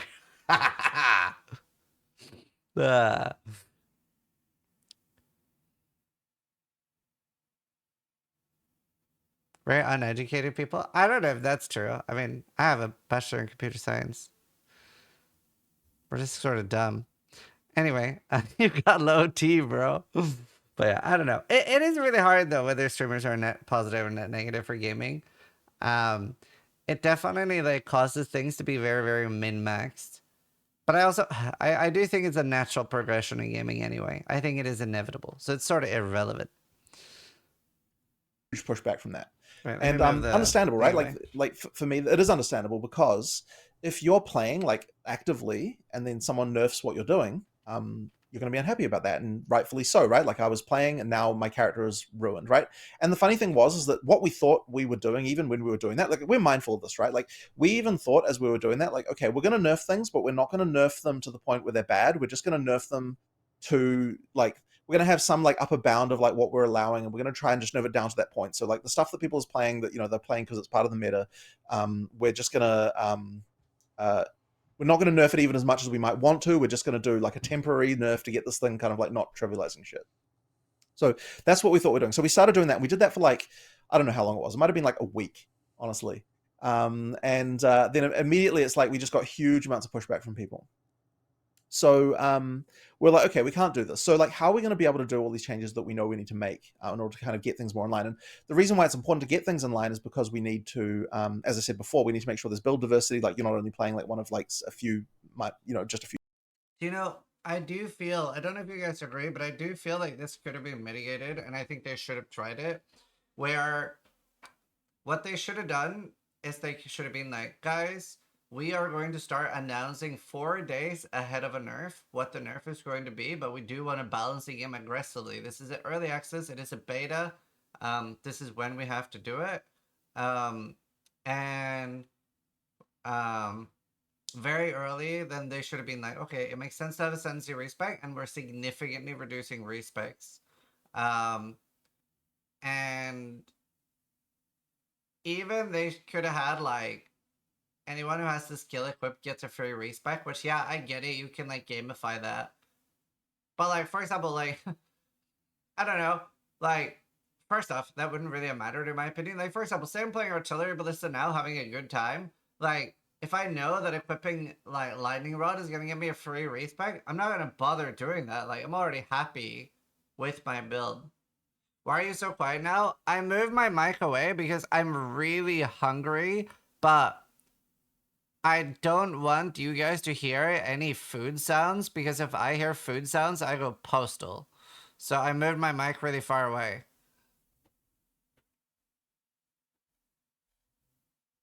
Few things. And so for that one, we definitely knew, look, whenever we've done nerfs in the past, it's been, you know, it's caused anger. And so then we're like, okay, but in order to offset that, we need to make sure that we've got things like, you know, a new class, that we've got like new in-game content, we've got like enough new stuff that people aren't going to dwell on the nerfs as much, or at least that was the theory. Now, in reality, there was a kind of an effect that I don't think I had appreciated before, that kind of now I think is kind of also another source of a lot of issues, which is that, like, we made a bunch of people who thought, and maybe this is going to come out slightly wrong, but like they thought they knew how to play the game, feel like that they suck now, and that is a bad feeling. Well, they learned right? one That's a thing really and bad then you feeling to give changed the someone, thing, right? Yeah. Right. So effectively, it's like there were there were a lot of things that I would say were. That's like very true, right? We especially saw this.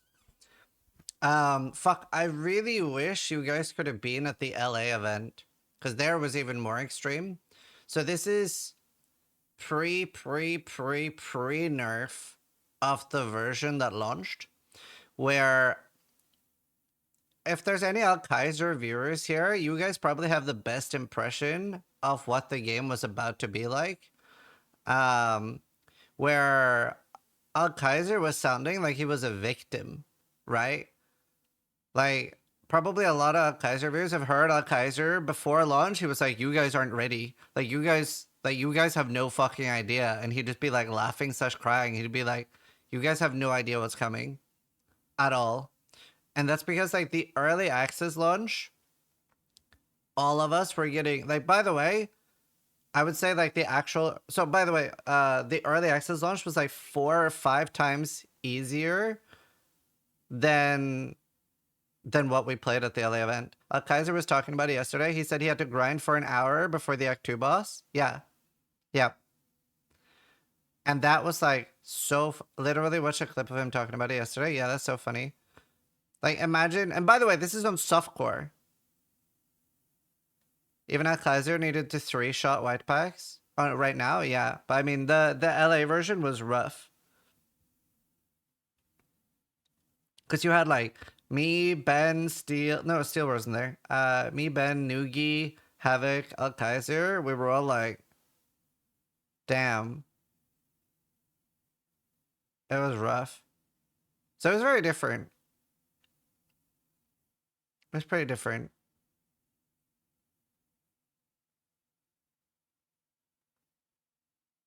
But yeah. Thanks, Silver. Appreciate it. That was fun. Like, you know, like, well, okay, effectively any change can do this, right? It's like if you've got a thing and you know how you're playing a thing, and then we make a change where now the thing you were doing before sucks and is bad. Now your immediate feeling is like, you know, like, well, you know, that, like I know how to play the game, and yet this is sucking, so therefore the game is bad. And like, they're not necessarily wrong to feel that way either, right? Like, making people feel like they suck is a feeling that nobody is ever going to enjoy, right? Like, it's a feeling that is bad. So effectively, like, that is the thing that we effectively did to a bunch of people who were relying on the various things that you know, that were happening. Now, the good news is that now that we've gotten things into a much more sort of normalized place, as far as like, you know, think like the outliers are not too crazy, like everything's kind of in a more normal place. That means that we can actually start looking at things from the perspective of like, okay, now we can buff things to make them more fun. We can do all these things, like we can improve stuff. But we did have to get to a point of like somewhat normalization on the balance. Like, they did have to happen. And I honestly don't know if there was a way we could have done that would have been fun for people to experience. You know, like, yeah, when you nerf like everything players are doing, it's not going to be a fun time. Like, it's just not going to be. So wait, based on what you said, hey, Reddit, nerfs are done. No more nerfs. Oh, we're good. Yeah, Sorry. yeah, We've been notified. They're yeah. good. yeah. There's definitely going to be more nerfs. Speaking of things that make me feel like I'm shit at the game, the Ascendancies, specifically the third and fourth. How do you feel about those right now in the current stage of Path of Exile 2? Because for me personally, the third one is brutal. Like, I abhor doing it. I abhor everything about the process. I think that is mostly around monster work. So Ascendancy monsters. See, here I am a little surprised. This is a very this is a surprising one for me. Because to me, Sanctum is so easy in PoE 2. I'd say it's easier than Lab in PoE 1. So I'm shocked, actually. And he's not alone, by the way. A lot of people say that. I see so many of my viewers struggle with it. Did you do it on Melee? Yeah. I don't know if you saw Karn do it on Melee, but he literally one-shot the last boss on Melee on his first run. And it's like, I feel very disconnected from people here because I have so many viewers that hate it and struggle with it. He did say his build sucks. Yeah, I know. Karn is built different. Oh, yeah, I wasn't talking about Karn in relation to JP. I was talking to Karn in relation to somebody asking about Melee. With like Hammer of the Gods.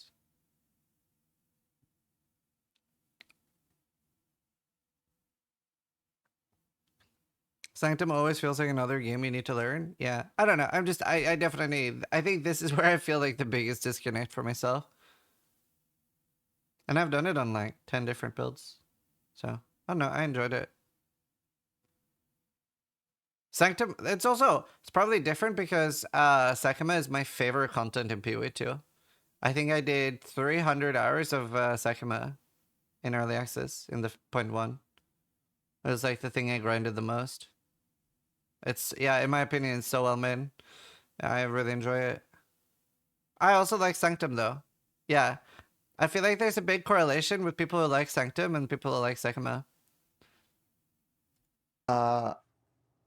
Quite hard. Well, okay. Specifically Sanctum, the monsters have got a like you effectively have to design every monster in Sanctum like a boss in terms of telegraphing and all that sort of stuff, and it takes quite a lot of work. Like it's harder than a normal monster to make, and there's more we can do there because that was also one of the last areas that got the monster work done before early access. I think it's probably got some of the roughest monster work as well. Okay. So there's quite a lot that we have to do there, like to just improve it. And like we're sort of slowly doing some of that work, but I don't think we did enough of that in the last launch that we just did. So there's more to do there, and that's all those like just devil in the details type of work where we just need to sort of just improve monsters to feel better, and we'll get that over time and it'll be done.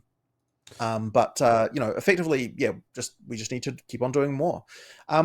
That being said, like it is supposed to be the case that Ascension is supposed to be like a point in your character where you feel like, it is supposed to be harder than the content that surrounds it. It's supposed to be like a moment of, feeling, like you earned something here. Like if Ascension was just a pushover, then it's like, well, yeah, you don't get that feeling of earning it, right?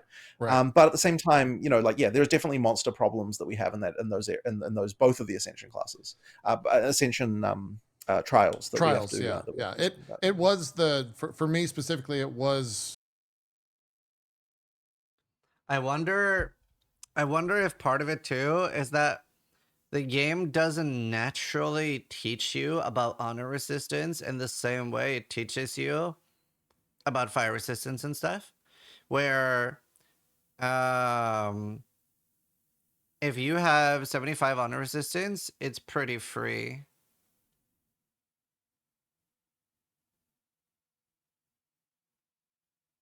You know? He says that right after, right? I mean, I don't pre-watch the interviews before watching them. Make the third trial repeatable. Well, I think this was Ventura's suggestion, but the first time you do Sanctum, like for your Ascension, you should make it so that if you die and fail your Sanctum, you can still complete it you just don't get loot from it at all. You lose all your keys, but you can still ascend.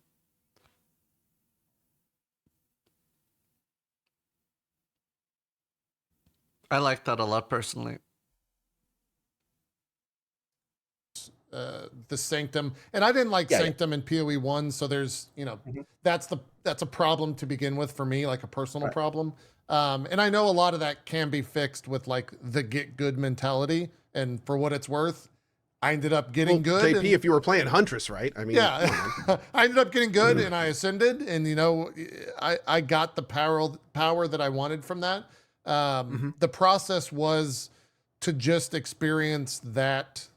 It wasn't to like go in there on the first try and get the ascendancy point like it was in PoE 1 with labs. It was to go in there, get some honor resistance, kind of build up the actual relics and things like that, and really get involved in the process. Now, if you fail, you got to do it again. Yeah, I guess I try to be pretty, like, I don't mind that take either. I used to have more of that take. I used to be like more gatekeepy there and more elitist, but now I have like the fact that I'm pretty cognizant of the fact that I'm a hardcore player and I'm playing on hard mode, and I don't feel like softcore necessarily needs to be difficult. Like, people are choosing easy mode for a reason. So that's why I'm like, I never feel the need for softcore to be extra hard. Process, and then I ascend. Is that always going to be that process to where you, how many runs, have to build up to how many it? runs did it take is the question I have for you. 4, with one of them being under leveled because I was just farming relics. Right. I would say that, I think 4. like, I would say 2 or 3 is more than what I would want for the third ascension. Well, to be honest, probably for the first few, like that sort of 2 or 3 kind of zone is kind of more what I would expect. Is right. But it obviously it sort of is dependent, right? Like a good player should be able to do it in one once they know how to, you know, once they know how to do that stuff, or they know what the build is like. And that you sort of mentioned it. Some of those mobs just are brutal, like the sandworm mobs. Those things destroyed my honor, especially if I'm fighting like a rare summoning portal or something, and you know, having issues killing them in the first place. Blah blah blah blah blah. Yeah, some of the monsters are just brutal. Yeah, I mean, it just comes down to like individual cases and that sort of stuff. Like, we just have to make sure that they're all good. And as I said, we've got so many monsters that it's like hard to even, you know, like it takes a long time to go through this stuff. Yeah. Okay, that makes sense. That makes sense. Something that really like sunk home to me just now, like just recently during this conversation, was like the fact that it's still in early access. And it's weird to think that, you know, because it seems like such a polished, finished product. Like, even though there's obviously it's not done yet, but like even my 50 hours in it was like, oh, this feels like it didn't feel like an incomplete game at all. It didn't feel like early access. So I think we tend to forget that it's still in early access, and we forget that like that we agreed to buy it in early access, so we should be. I mean, I'm not trying to like kiss your ass or anything, but like we should be more forgiving, right? I actually don't fully know if I even agree that because a player, like, we don't have any right to a player's forgiveness, really. Like, at the end of the day, like, people have the experiences they have, and we just have to live with that. And it's like, I mean, look, if we're going to sell a product, then, you know, people should have the expectation they're going to enjoy the product that they're buying, right? Like, you know, like, sure, we call it early access, and that it is, right? Like, that is a label that does something as far as like player expectations is concerned, and that is important. But at the end of the day, you still have to deliver a product that people are enjoying. So, yeah, I mean, from that perspective, like, I can't be unhappy when people are like, I can't use the excuse of, oh, it's just early access when I'm talking to players, because at the end of the day, like, that's not a constructive thing for me to. Okay, but like, see, the thing is, it's right and it isn't. Because to me, it very much feels like an early access. But it's also like Path of Exile, both 1 and 2, just has so much more content than nearly every other game. And that's a big part of it. Like, it still feels very unfinished and so many things need work. But holy fuck. Like, it's still like, we definitely like, judge Path of Exile more harshly than other games because we're so passionate about it. I think that's the same for a lot of us. If it was free, it's a different story.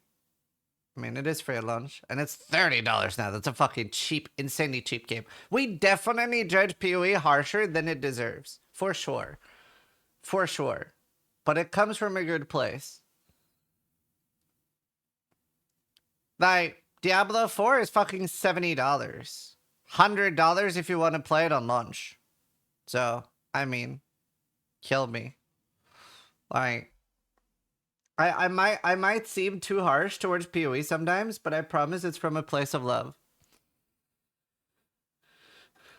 Even say, like, it's like I need to be like, okay, well, what's the issue? Let's try and find out what you don't like, right?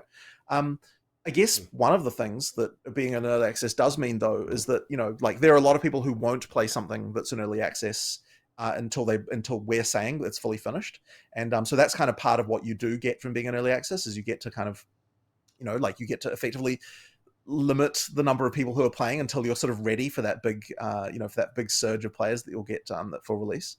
Sure. So, you know, that and that's the thing. And so like, from that perspective, it's a very unusual early access, right? Because we had so many players. Like, I actually wonder, like, how many like pay to play early access games have even had this many sales. Like, it might be kind of quite up there as far as that's concerned. So it's quite unusual. A rare few. 100%. Yeah.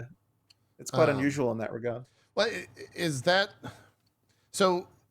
Using the current 0.2 patch, specifically like the Wisp.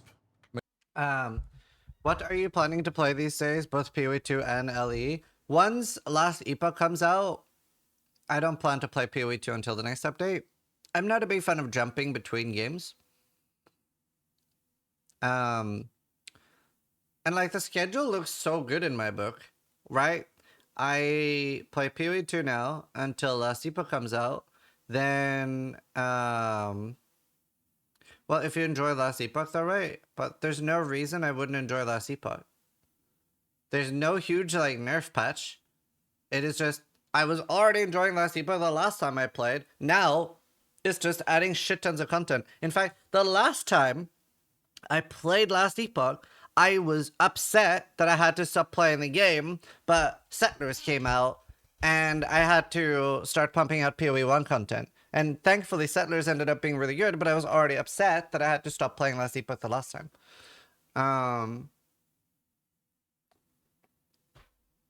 So, and I'm playing anywhere between 2 and 4 weeks of Last Epoch. Ideally, I should play 2 weeks, but there's a chance I go over that. But I really want to play No Rest for the Wicked when that comes out. And I really want to make a V-Rising server. And then I have PoE1 in May. Maybe it gets delayed till June. That might not even be a bad thing for my content schedule. And then we have PoE1 into, at some point, there's going to be a new PoE2 update. So my schedule looks fucking great. I'm very happy. Also, I'm going to take a quick break. Go wash my hands and stuff. I'll be right back. I'm done eating. Hope that wasn't too annoying. I tried to, like, not talk while eating. No, it's not full releasing. They were also, like, super delayed. Basically, they made a video about it, but the No Rest for the Wicked publisher died, and the developers bought back the rights to their own game. So they fully own their own game now.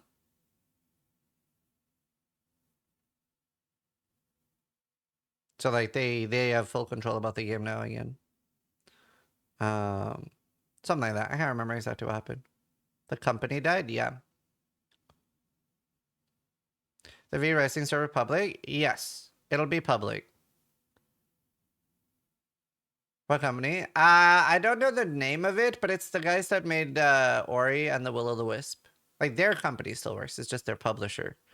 They bought back the game. Anyway, I'm gonna be right back real quick. PRP. It's up to Steel Mage if it's solo or duo. TLDR V-Rising? Rust with vampires.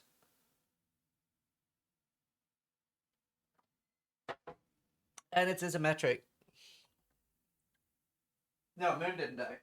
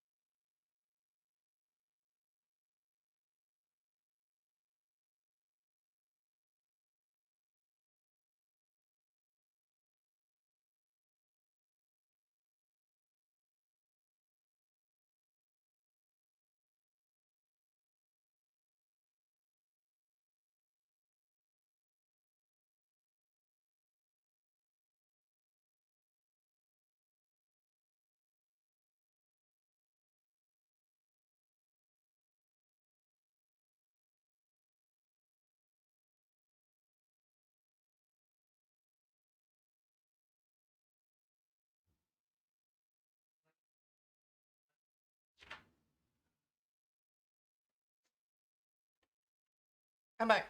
Is V Rising fun solo? Don't know, never tried.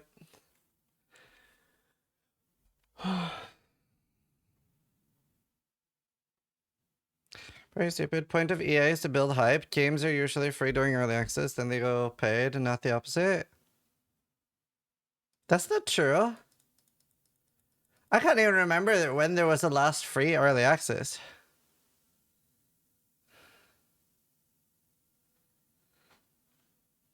Like in like 2005? I don't know, maybe that guy was in a coma and just woke up lately.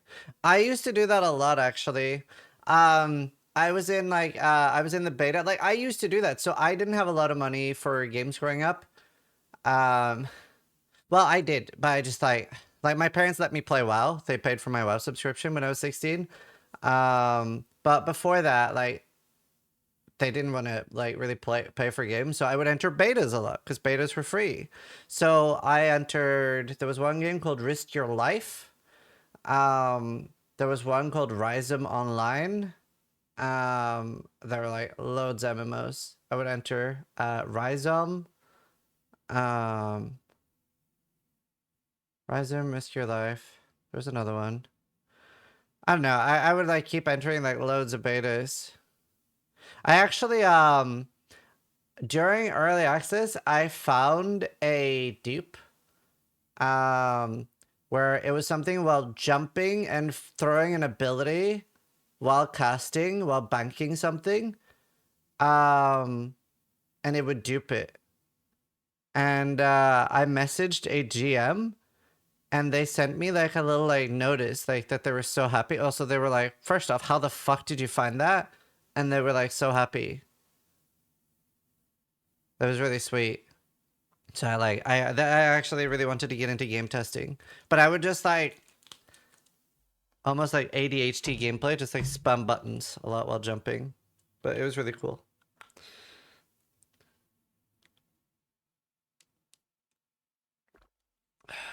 They shouldn't be releasing new MTX while at the same time still working on porting the new MTX people already paid for.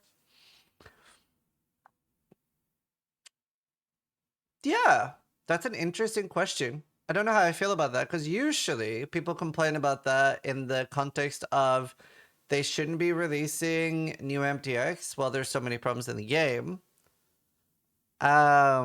Which is obviously different teams. But in this case, yeah, that is the same team. So, I see your point. I don't know that I agree. Because that is the same team, for sure. But I don't know. Like they need to make a lot of money too.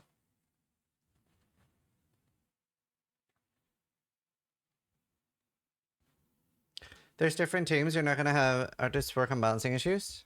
And that's just what I said. He was talking about. Weird time to say that because it's obviously transferring a Path of Exile 1 MTX to Path of Exile 2 is not a balancing issue.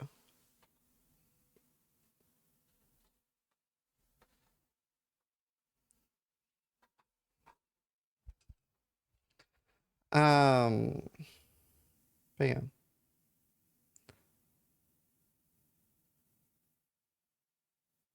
But yeah, let's continue watching. Mechanic. The Wisp mechanic is. Would you call that like the league mechanic? Like what was the bullet point next to Wisp within the design document for point 2? I'm curious if that is like. I'll stop the question there and let you answer it, and follow up. Yeah. So it didn't rise to the level of being a league, like what I would call a proper actual. Oh, I saw a question in chat I really want to address. The MTX are priced higher than the early access. It's ridiculous. I don't know if this helps you, but I want to help reframe your thinking. The necessities of the game, like access or the fact that the game is free and that stash tabs are relatively cheap, can be that cheap because the other things are expensive. Like, I don't know if that helps reframing your thinking.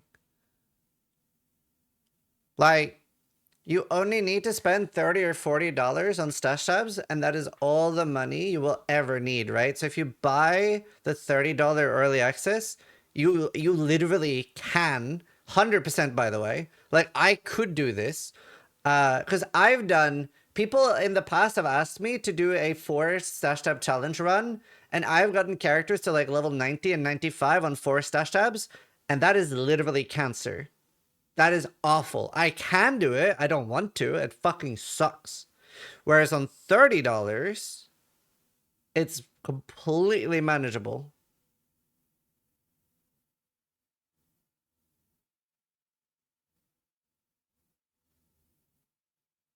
And like, I agree that even like 60 and stuff makes it better.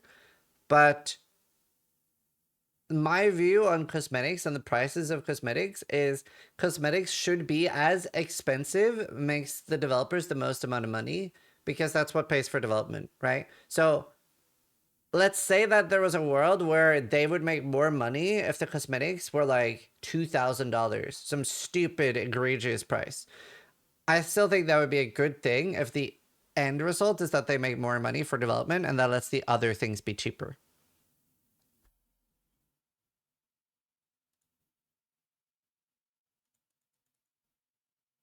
Thanks, LT. But yeah.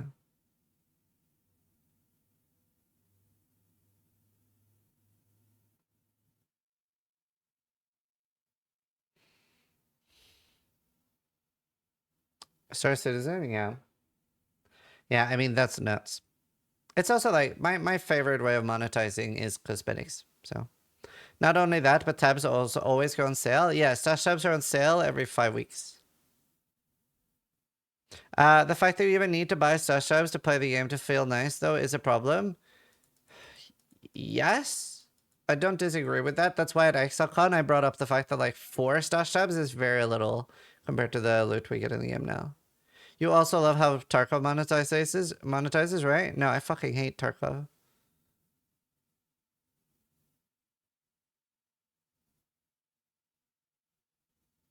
Like, I don't like how it monetizes. I didn't have a... Even their initial monetization before I fucking hated the company, where EOD was $130, that felt like a lot, but at least I was like, I was almost on board with that. If EOD didn't have the increased stash tabs, sorry, no, like the stash tabs are fine, I guess. It's hard to criticize that. But like, sorry, if EOD didn't have like the extra like money, the grizzly, and like the extra gear, yeah, I don't know. I'm not a huge fan. And then obviously like True Believer Edition came.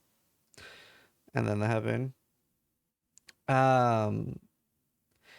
How the fuck can somebody whine about MTX being expensive when the game is free or will be free? Well, a lot of the time it's just about not thinking about things a certain way. Right? Because like when you're seeing that wings are like $30 and $50, you're thinking like, wow, do I want to have wings in Path of Exile, or do I want to play or buy Dyson Sphere Project? Or do I want a whole new game, or do I want wings? You know? So I think I don't think that's an unfair take about MTX, but like you said, you have to have it in the concept that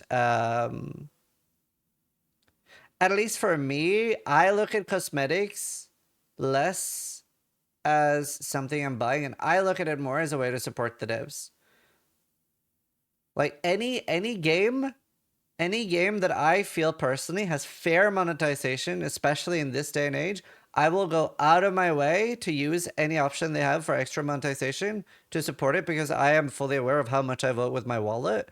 So, as an example, there are like 6 games, including Civilization, that I have avoided buying because of advanced access, because I don't want to reward advanced access at all. Right? Like, I'm super against advanced access. So now I'm avoiding buying that, and the only thing that I know that I'm going to break that for is going to be Dune. As advanced access. It's paid early access, not the way like Baldur's Gate 3 or PoE does early access. It's when you move the actual launch to a Wednesday and you make people pay extra money to play on a Friday. Yeah, I did for Diablo 4 too. Diablo 4 was like the first one. Yeah, Dune, I'm about to break my rules for that game. Yeah, me too. But like, and like, there probably will be things in the future too I'll break that for, but at least I'm making a very conscious effort of, if a game has advanced access, if I don't like really fucking burning desire to play, I'm just not gonna buy it. Straight up. And it feels completely irrelevant because it feels like downvoting in a popular Reddit thread. You know, like me, what game are you breaking it for? Dune? Dune was the first video game I ever played when I was like 4 or 5 years old. I played this game.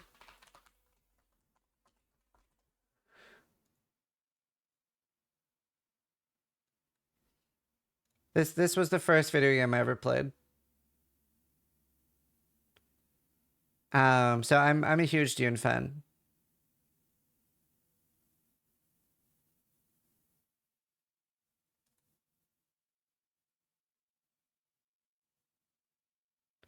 Dune 2000?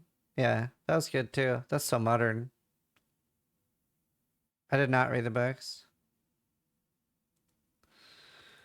League, because we didn't have all the things that a league has, right? Like leagues have, I mean, it almost kind of got there. Like, you know, they've got crafting systems, they've got meta systems, they've got like, you know, like there has to be some way, like there has to be an in-game boss, there has to be all these things. Like some of those things we didn't have. Yeah. So we don't know it didn't rise to the level of for being a league, and that's the reason why we in the end decided not to make it a league. We were kind of thinking it could be league-like, but we just didn't. They still should have just made it a league. They should have had, not that it's much, but Dawn of the Hunt, like the wisps should not be available in standard, because it's so important to teach new players resets and how it, like, it's such an integral part to Path of Exile, and it is going to be going forward. So they should have just started teaching people that now. Didn't quite have enough going on with it, but the primary reason why we did the wisps actually was because we wanted to make sure that there was more content in Endgame that overlapped with other content. So one of the big things that was lacking in PoE2's Endgame was not enough like overlapping axes of randomness, is the thing we call this, where effectively you've got like different mechanics that overlap so that like you can get more situations that you've never seen before, where it's like, oh, what if the, you know, the wisp happened to happen to inhabit this boss, and then that's a different thing, or it happened to be near the strongbox, or, you know, like this, like effectively like multiple things that can overlap together to cause a new combat situation. And so, yeah, as I said, the reason we picked the wisps was because we wanted something that could work like that and have more content that worked like that. And that ultimately will lead to an improvement in the end game. And I think a lot that sort of, as far as the content outside of the Huntress, it was that sort of stuff that we were trying to get there. Right. In order to improve, just effectively how the end game feels. So we'll probably be doing more of that over time, like when we're concentrating on that kind of more league-like mechanic. That's the stuff we'll be looking at. Yeah. So do you find that to be a hurdle given the history of your PoE1 updates, the leagues, the expansions, all of that being brought into PoE2 while the game is still in early access, to where there's like these two, you know, progress paths of like, we got to make 0.3, we got to introduce another class, we have to set, right, you know, PoE2 is not a finished game, but also we've set expectations because of people being brought over from PoE1 with these like expansions and these leagues. Is that right. Is that a hurdle? Like, do you kick yourself at night for like, fuck, we set this up and now we've delivered on it before, we got to do it again, however many times until the game's out of early access, until those things align? It is a concern, but I think that it's actually important, even regardless of whether or not we were in early access, because the end game needs to have enough content at launch to make sure that people are really engaged. And like, end games are one of those things where like every action RPG that comes out, people complain that there's not enough end game content. Like, it just happens every single time. Happens with any game, yeah. So, Yeah. So effectively, what it ensures that we will have when we come to the actual full release is that we will have a lot of in-game content. And so I think that like, and so, okay, so like when the next release we have, like for 030, we'll probably like turn down the wisps in the campaign and there'll be some other thing. And like when we get to eventual release, like there might only be a few wisps in the campaign. And like it's one of the many different random things that you can find that just effectively serve as just like interesting things that you find during the campaign. That's what it will feel like there. But then during the end game is like an actual mechanic that you can then engage with and have more stuff going on with. And so effectively it's expanding that universe of stuff that that can exist in endgame. And without you know, I think that it would have been very hard if we didn't have early access to have been able to create the amount of content that an in-game needs just kind of off the cuff like that. We need like so many different overlapping systems. Yeah, I think that's sort of important. Sure. To have a situation like that. To be blunt, how long did like the wisp mechanic take for development process? I don't. It's hard for me to even quantify because you've kind of got like a whole team, and it's like I don't like. There's no like without answering like man hours, I guess. Dude, it reminds me so much of Abyss. I actually wanted to ask if it was related. It's actually a little bit of a. I mean, it's more like the Tormented Spirits in PoE 1. But it does work more like Abyss in the way that the spirits track and go along a path. So it fixes some of the issues that the Tormented Spirits have. But I mean, I wouldn't say it took like that long, really. Like we actually like decided to do them like not even really that early in 2.0's development. Like it didn't really take that long. I mean, consider what we needed to actually make that happen, right? And this is one of the things is that I think we are very good at as a company is like being able to leverage what we have. So what does it take to make Wisp? So True, I agree. I also like that's like a criticism I've never ever understood. Like people always call it copy pasting and stuff. Like I always thought the Act 5 to 10 rework of PoE 1 added so much to the game and it was able to reuse assets. Like the more a developer is able to reuse an asset in a clever or creative way that feels new and refreshing, I'm like, that's so cool. I love seeing things like reused in a different way. But people always criticize that, and I've just been like, why? This is a good way to do it. The actual effect for the wisps themselves is obviously like made of particles, so there's no like modeling involved in that. The animals are all animals that we had that we could do like a few animations for to make abilities. Like like we had a bear model. Sorry, I really need to do something in chat. It's a scam to be in early access and it kills games. I mean, I see why you feel that way, but you're sort of conflating it a little bit. So the thing is that early access is really good for some games, but a lot of companies take advantage of it and misuse it, right? So you have really, really good examples of early access working really well, like Path of Exile, even for PoE 1, have used early access in really good ways, and I think they're using early access good in a PoE 2. And you've had like Subnautica, Baldur's Gate 3, etc., Divinity, RimWorld, where these games are better because Hades, because they are early access, they are better games. But then you have some games that almost abuse it as just an additional monetization factor. I don't agree that PoE 2 is doing that. Seeing as the fact that they had 3 big patches in 3 days, they're very clearly iterating on it.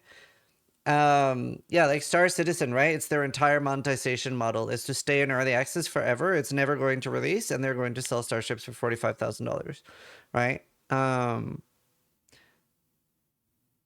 So like, yeah, there's just like, because we've had so many negative experiences with devs abusing early access, and I don't even mind necessarily things like 7 Days to Die. I mind when the games never come out and they just die and fizzle out and stop being developed. That's when I really dislike it. Right? I've had so much fun with 7 Days to Die. I can't complain. I've played like nearly 1,000 hours of it. Did you ever play Star Citizen? Okay, I mean, fuck. I'm really want to get through this podcast. I don't know if I should start a Star Citizen run, but I kickstarted Star Citizen in 1954, and it's still not playable. Okay? I played it one time. and the entire thing just kept crashing repeatedly. I finally got in, and then I fell through the world, and I was like, okay, fuck this. Then I played it 2 years later. I got in, and I was like, oh wow, this is so pretty. And then I fell through my spaceship, and I started floating in space, and then I uninstalled it again. So yeah, I can't wait. Like, I don't want to sound like I'm a hater. Like, I literally cannot wait for my great-great-grandchildren to play this from their spaceship. It's gonna be so cool. But I don't think it'll release in my lifetime. If it does, I'm really looking forward to playing it, and I'll be the first one there. We had a dare model, we had like all these different things. So like those are all things that we sort of had. So we can utilize those in a completely different context that you would never, see as being the same. In terms of the actual ability stuff, I mean, you've got VFX work, but not necessarily more than like a boss would take. Like it probably took about a similar amount of VFX time as a single boss might take to make that stuff. And then you've got the various mechanics around like, the programming time. I mean, it wasn't really that hard. It's kind of, yeah, like, I mean, I wouldn't say it really took that long. Okay. Yeah. So yeah, like it's a relatively easy feature. I feel like they're less rewarding than ghosts. Like, I feel like, considering how rippy they become, especially as a hardcore player, I don't like that I cannot notice the loot increase from a normal rare sometimes. To make, and I feel like you get a reasonable amount out of it. And so it's just a question of making more things like that, just having interesting stuff to find. So is it safe to say that alongside, new classes and all the other like early access updates, that's the type of stuff we can expect moving forward for 0.3, 0.4, and so on and so forth? Yeah. We'll definitely be adding more content like that. Absolutely. Yeah. Okay. Cool. That makes a lot of sense. I want to go back to when you said, obviously PoE 2 super successful in sales and player base. I think at launch you guys averaged like almost double at least Steam count players on that. How hard is it for you to like take all of those new players, and I'm going to use Zeke as an example, and I'll give you a backstory there. Zeke bounced off of PoE 1 pretty hard. He even had Ziggy running him through it as kind of a Sherpa and bounced off of it pretty hard. But with PoE 2, and I think he told you this prior to us starting the interview, he put like, 60 hours in it, Zeke, or something like that? Yeah, 55. How do you make a game for the Zekes, but also keep the Zizarans involved?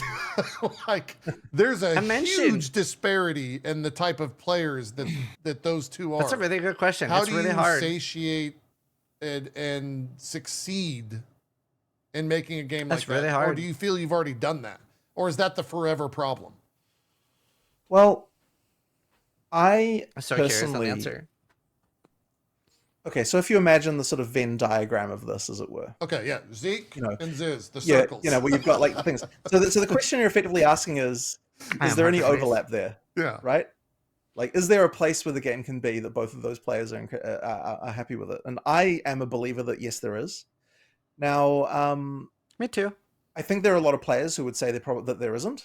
Really? But I still believe that there is. I think there is. Personally. And that is the thing, the target we're attempting to hit. Now, the difficulty of that is... Do you know what game I feel did it best? WoW. I think WoW has done this better than any other game. And PoE 1. And I think PoE 2 can. But I think WoW has done it really well.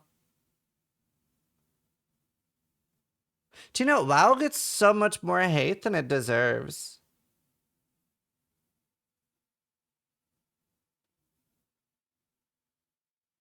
PoE 1 for sure did not. No, I guess you're right. You're probably right. Although I still would argue that like looking for raid or like the raid finder thing was a mistake for WoW. Hi, tell GDD to fix big bug stone boss stops registering hits in party. What? Thanks for the donation. I don't know what that is. Like, looking for a raid was so bad. Blizzard even admitted looking for a raid was a mistake. Oh, that's good.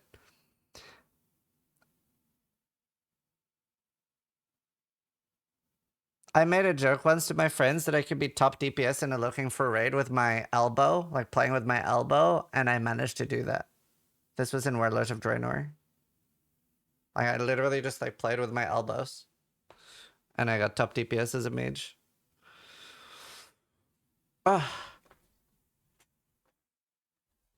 I said Warframe. I don't know enough about Warframe.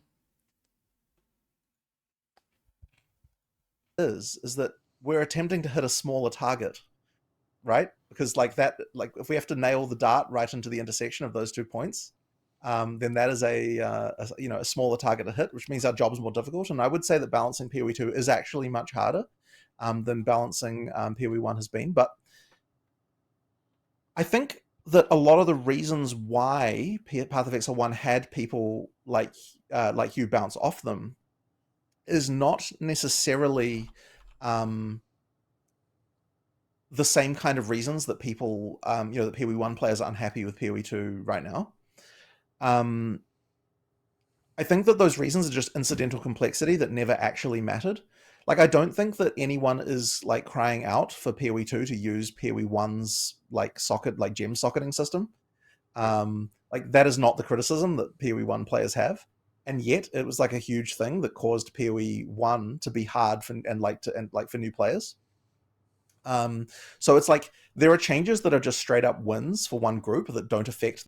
I do agree though, like leveling gems was nice.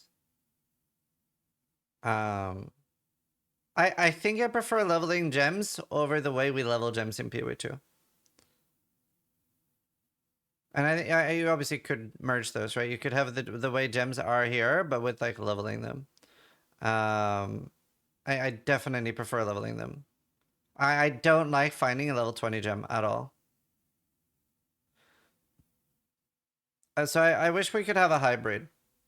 I think that'd be way better.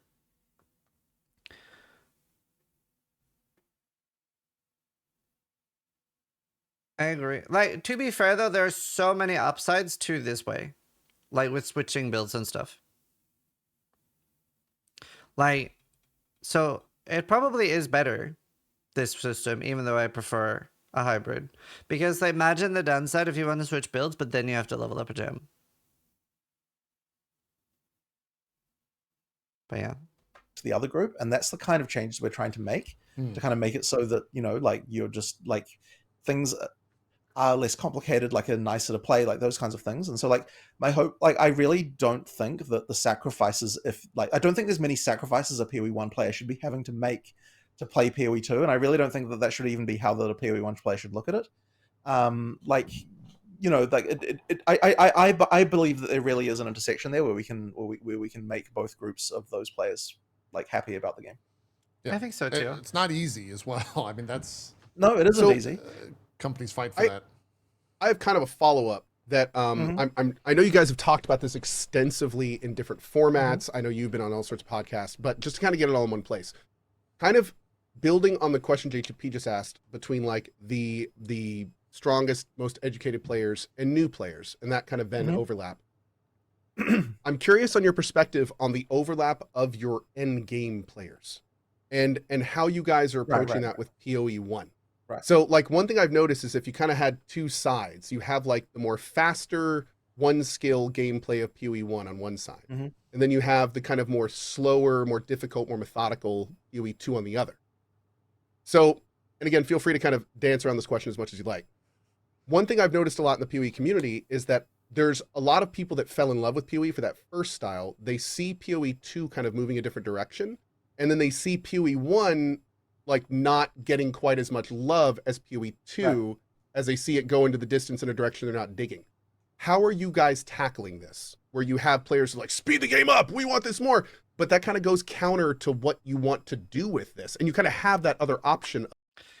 It's such a great question because I am very curious how much less wine there would be if PoE 1 was still getting a season every 3 months. Available. Like, do you try to bring the PoE 1 players into PoE 2, or do you purposefully differentiate them for different experiences?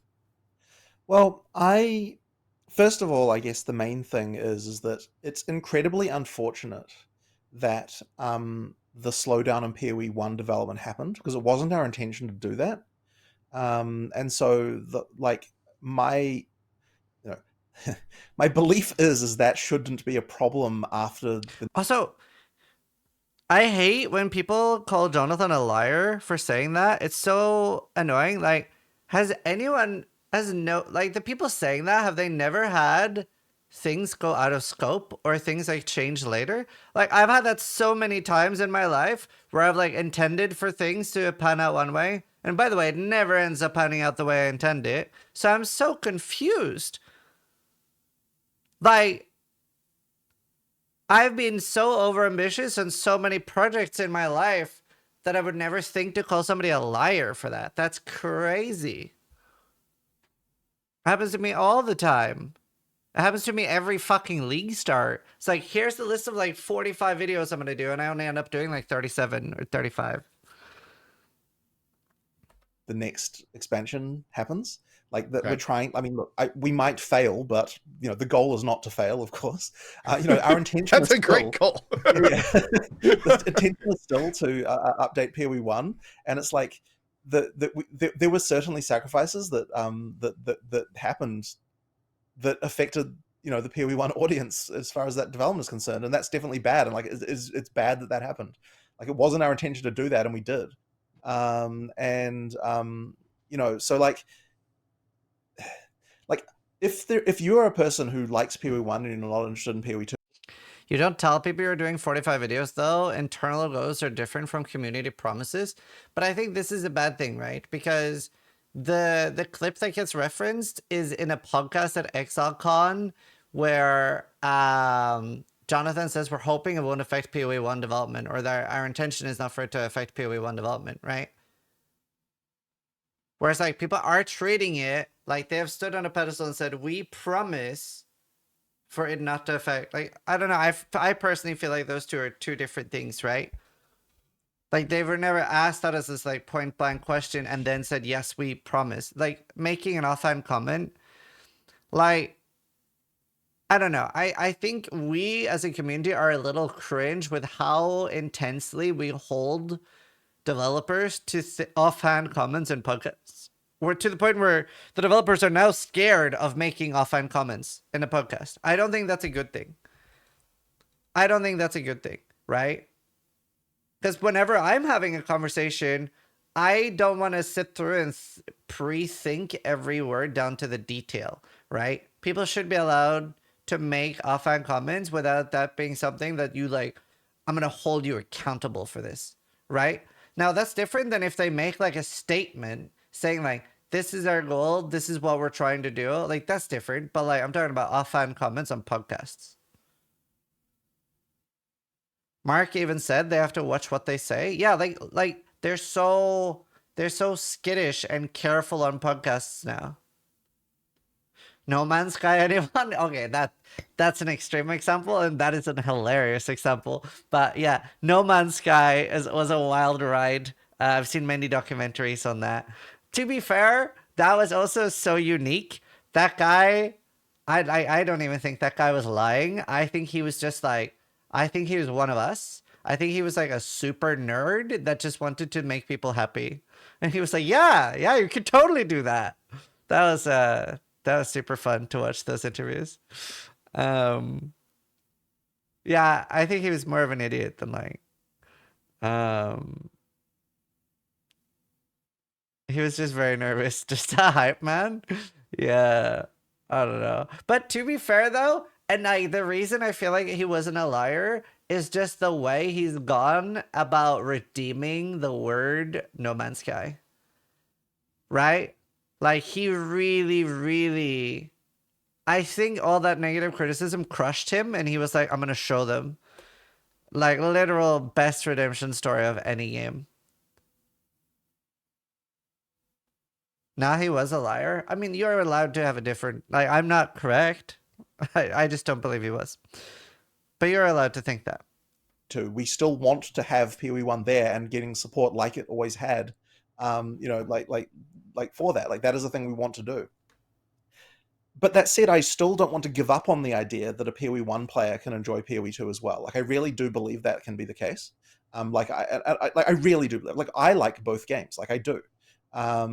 Like, I like PoE 2 better, but I still like PoE 1, and I think that that should be something. I think that that can be something that can be true for a lot of players. So not at the moment, Oh, I'm sorry. Yeah, no, you go. Oh, I was going to say, so is there, do you guys have any type of specific specialization you'd like to do between the two products? Like make it so like, if you don't like this, you might like this. Like from a design philosophy standpoint, are they going to go in different directions to cater to different audiences? Or are we always going to see them kind of move in parallel as you explore different things between the both? It just isn't really the way that I think about it, I suppose. Because like I tend to think that like I look at individual things on an individual level, right? Like, and I think this is the thing that has frustrated a lot of people in the community when I talk about this stuff, is that like, because I tend to be like, okay, it's not that I've got some design philosophy where like this is the amount of speed that the game has to have and this many, kilometers an hour or anything like that, right? It's entirely like they get hung up on that. I mean, I do it as well. Yeah, like right? is this fun or isn't it fun? And like, do you feel the power up is progressing or do I not feel like that, and so on? And it's like, I guess the only thing I can point to that's like completely certain to me is that it shouldn't be that when you watch a stream of a player as someone who's never played the game before, that it looks like something that is completely incomprehensible ridiculousness. Like you have that thing where it's like I don't want it to be like, if a person looks at someone playing the game even at a high level, it should look like, oh wow, that character is ridiculous, but it shouldn't be like, I can't even visually understand what is entering my eyeballs here. Like that's really hard though. I also don't know if that's a good thing. I don't know. I personally like that personally when I'm like a new Batarka over Daisy and the game's like very different. But I don't know. I don't know how I feel about that. that is really the only that was my first time ever watching JP, anytime JP played a clip on this show of him playing PoE, I'm like, PoE 1. It's like trying to fucking figure out what the Tasmanian devil is doing. Dude, I'll never forget the first time. First time I saw it, 2 times. First time I saw an endgame mapper in PoE 1 that actually knew what they were doing, and the first time I saw a flicker strike build. Were 2 of the most memorable PE things I've ever seen. Yeah. But no, that makes perfect sense. To be honest, you still kind of understand what's going on with the flicker strike build. Like at least you kind of have an understand. Sometimes depends on how many mobs are on the screen. I mean, that speed exists here. Let me pull up Fubgun's stream. Like the PoE 2 or PoE 1 speed. But immediately, right? You understand what is happening on the screen right now. Here, yes, right? you see the lightning bolts going out. You see the mob. Yeah. It's not quite like just a Picasso of fast images. Exactly, right? So it's like, and this is the reason why I'm always hesitant. People are like, are you wanting to slow the game down? And then it's like, well, I mean, I want to be honest, this is not even as fast as it can go, right? Like, so, as I said, sounds like what people are saying is they want the game sped up at the beginning. Sure, some people do say that, right? And that is I think a bit of a difference. That might be. Well, so this is an interesting concern, right? Because the other thing as well is even the term beginning means something entirely different to some players than others. Like like some people will tell me, oh yeah, like the monsters have too much life in the early game, and then I find out they're talking about like Act 5, like effectively crawl Act 2, and it's kind of like sort of, from their perspective, that's the beginning of the game, right? So it's like I think that we did have a problem with. I mean, if I say early game, I mean entire campaign.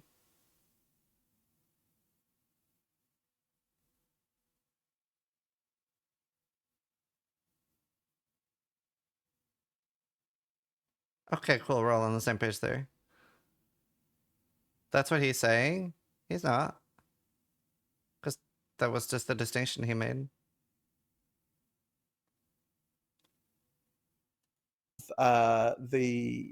With issues like in the sort of mid campaign. The other thing as well that we have an issue with is right now we still have cruel difficulty, right? And so the game does drag in cruel difficulty if it's like a little bit when you've played this before. Like we had this back in PoE 1 in the early days, but the game does start to drag in the second time you're playing through the campaign. So just not having that problem will be a massive boost as well. Once we've got all the acts and everything like that. So yeah. I'll tell you this, like as a first time player, first time going through, I played all of my 55 hours with the same character and stuff like that. Mhm. I was totally like, I don't think the beginning acts need to be sped up at all. However, if I wanted to go through it again, which is kind of the game's designed to do that, go through it again with different characters or, different builds in mind, whatever, then it would feel slow because I've done this. And like, that's like for a brand new player like me, the speed was fine at the beginning. Right. But like, I could totally see myself going through the same act again with a different character and going, wow, this feels like I'm trudging through a swamp.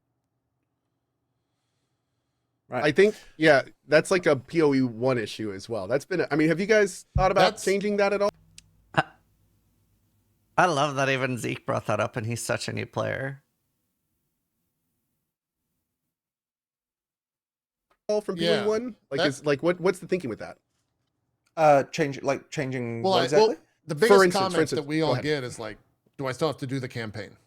Like, just to completely cut, like, do I still got to do the campaign? Like, is there going to ever be shortcut? Do you know, hot take? I don't think you should ever get a campaign skip. I'm more in favor of it in PoE 2 just because it's so long. But I'm such a, like, honestly, fuck, I even think, like, Last Epoch does it a little bit too extreme.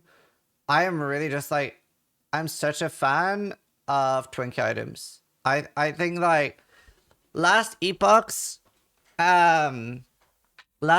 really, really cool legendaries. So, like, if you don't know, in Last Epoch, you, on leveling uniques especially, can get 2, 3, 4 in legendary potential, and you can make really cool legendaries for leveling a new character, and it's so fun. It's so fun. Now, obviously, in Last Epoch, you can, even on your first character, skip the campaign,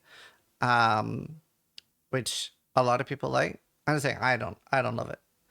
I love the distinction between campaign and early game. It's one of the worst things for me in Diablo 4, where Diablo 4, like, the gameplay and like 20 minutes in, 30 minutes in is the same as 30 hours in, 100 hours in.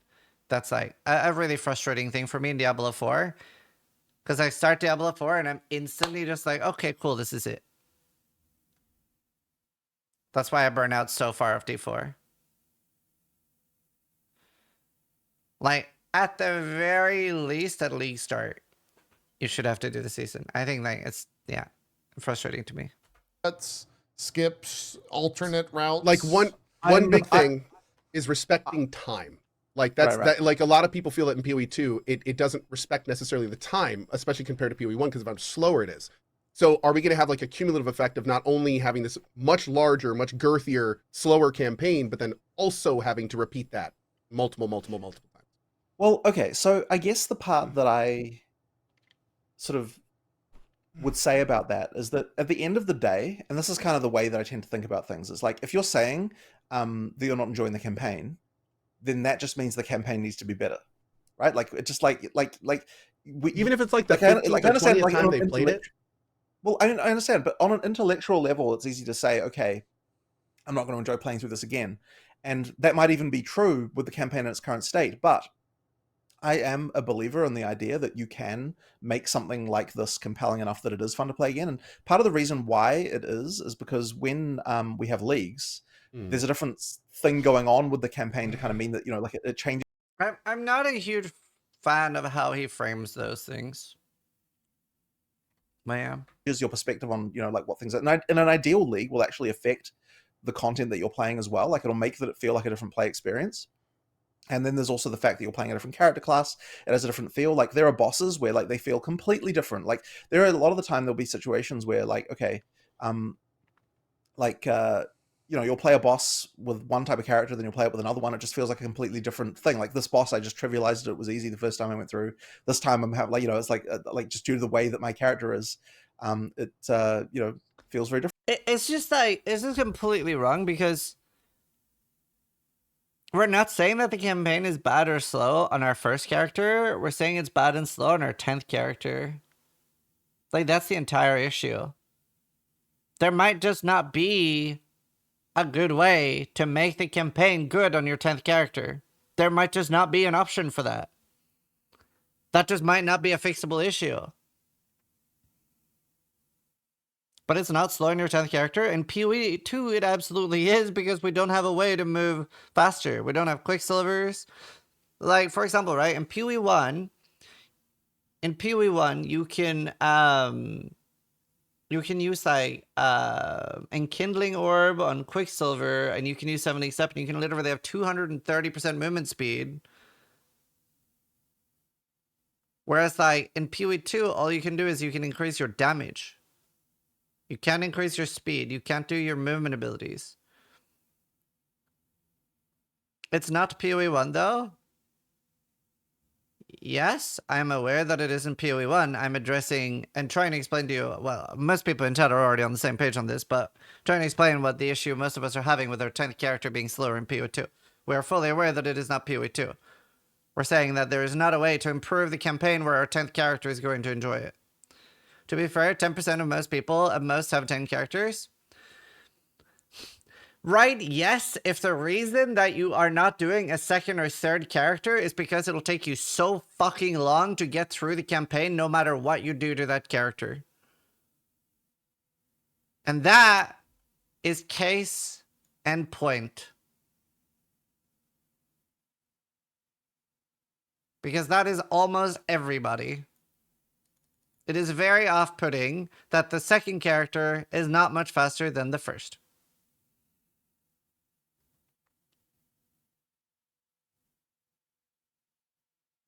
And that's why a lot of people get frustrated when they keep saying they want to just improve it, where there just might not be a way to improve it. That's the issue. And a lot of us feel like that way. There's nothing wrong with not feeling that way, by the way. People are like obsessed over that there's a correct way to feel. Or like they get really annoyed at people for having a different opinion. Your way of playing is correct. Like there's no wrong way to feel. That's just the way you feel. Like what I feel is not correct.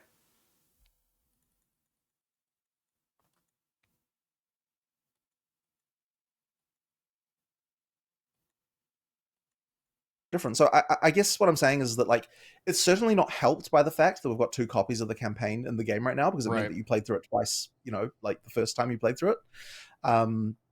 But like I believe that it is possible to get the campaign to the point where you will be fine playing through it, and it's like ideally the experience you're having is just fun. And I mean, like the PoE 1 campaign, I mean, you know, like it does get stale over time eventually, but like it's still something that people play through again and again and again. And like the reason why is it's there to host the other content that we also add every time, right? Like it's there to be the place where you do all these things. And I don't know that if like, okay, if you just started level 1 in Endgame, like I'm not really sure that would be like that different really. Like, I mean, like at the end of, okay, like why are you playing a game again at all, right? There's like 3 reasons you could be doing it. One reason is to experience the new content that we've added, and because of the way we add content in leagues, like you can experience that in the early game or the end game, so that doesn't kind of change anything about that. And another reason can be that you're playing a different character class, in which case you still need the experience of like leveling it up and going through and like, you know, sort of learning the abilities and growing with you. So like I don't know that like starting in the end game would materially change that really. Like it's just a question of like, are you having fun doing the thing you're doing? Okay, so just to push back a little bit, because you have a very unique project here, and I want to understand this better. So you said you want the campaign to be engaging, but at the same time, like it's designed to be played, like it can be engaging, but anything you do starting at the end game sucks. Like starting at a level 70 character would suck. That's just bad. That'd always be bad. 20 plus times, like you're doing the same thing, hearing the same voice lines, doing the exact same pat. Like even if you're engaged, it still seems like it would just get super repetitive. And the other thing that I think no, it wouldn't. If you had a standard set of gear, no, it would. Which is interesting here is PoE is not one game. PoE is 2 distinct different games. It is the campaign and it is the end game. And a lot of people don't want to play this first one a bunch. It'll be the same feeling as logging into another person's save game of times, but they really want to play the second one a bunch of times, which means they have to slog through the first one a bunch of times to get to the part they like, which immediately changes what this one is. Here's where I think that I disagree about that, is that I don't see those as two separate things in the same way that I think that that you necessarily are saying there. Because ultimately, like you said, anything that you play through 20 times can get boring, and I don't disagree with that. But then at the same time, in the end game, you're playing through the same map 20 times. But you're coming back to the season for like the new mechanics, the new changes. So you come back for the new stuff. But the large difference here is that you have a more final sense of progression during maps than you do in the campaign. Although I will say that is a lot better in PoE 2.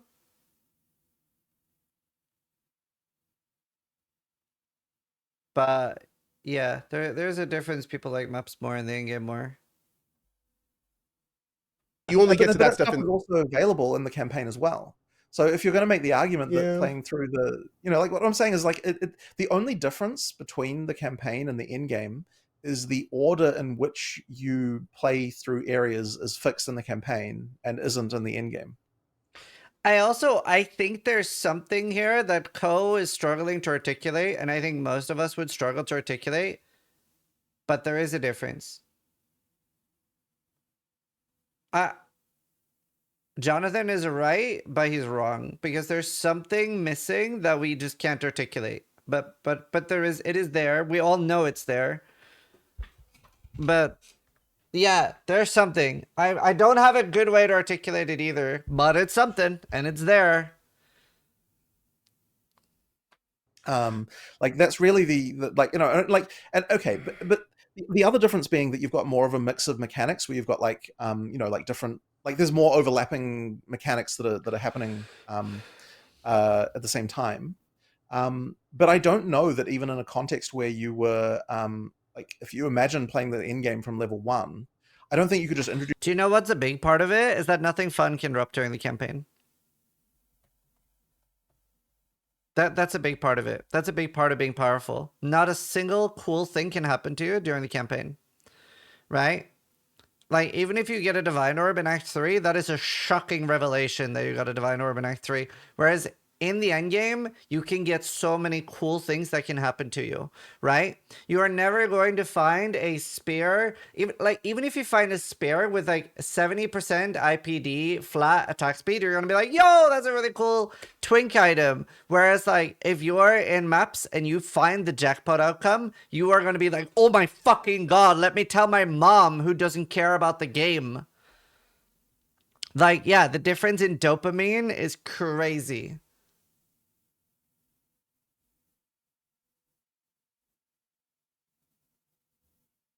Dumb take. I'm out. I mean, seems like a lot of people agree with it, but I'm also not an airport. I don't care that you're leaving.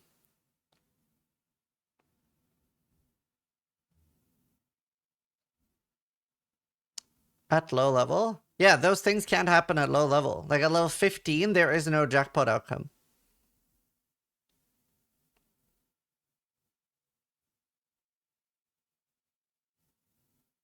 That's why people like on their 5th character don't want to spend 25 hours in the campaign.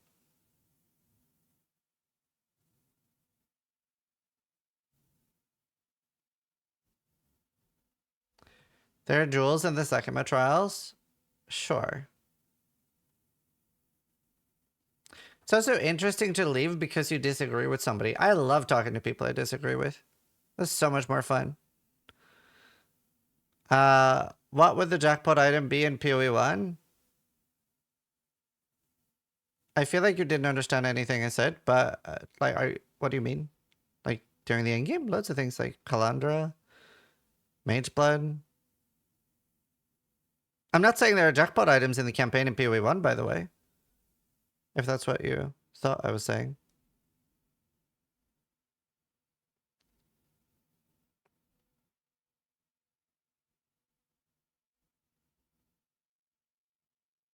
Tabitha is a jackpot? No, because Tabitha isn't even a particularly good leveling item in PoE 1.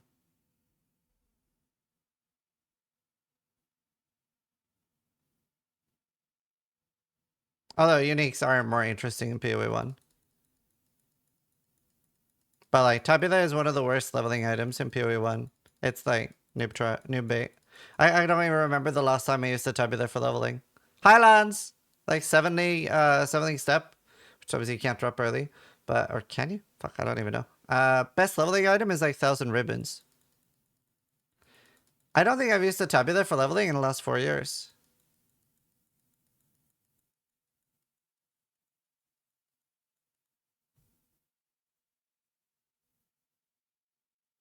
Tabula is really good in PoE 2 for leveling. 1,000 ribbons based, yeah.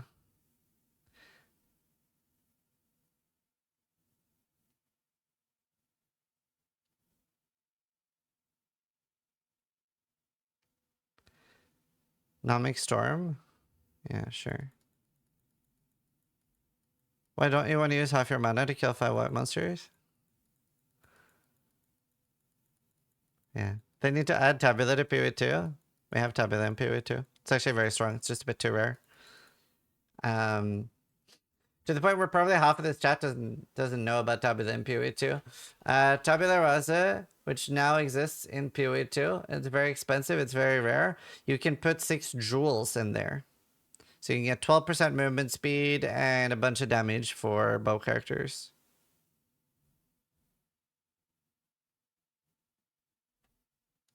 Probably I only found out about it today myself, so I don't think he can get +1 socket.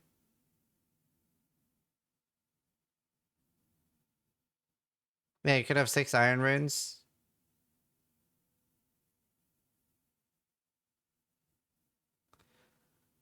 But yeah. Yeah, you can have jewels in there.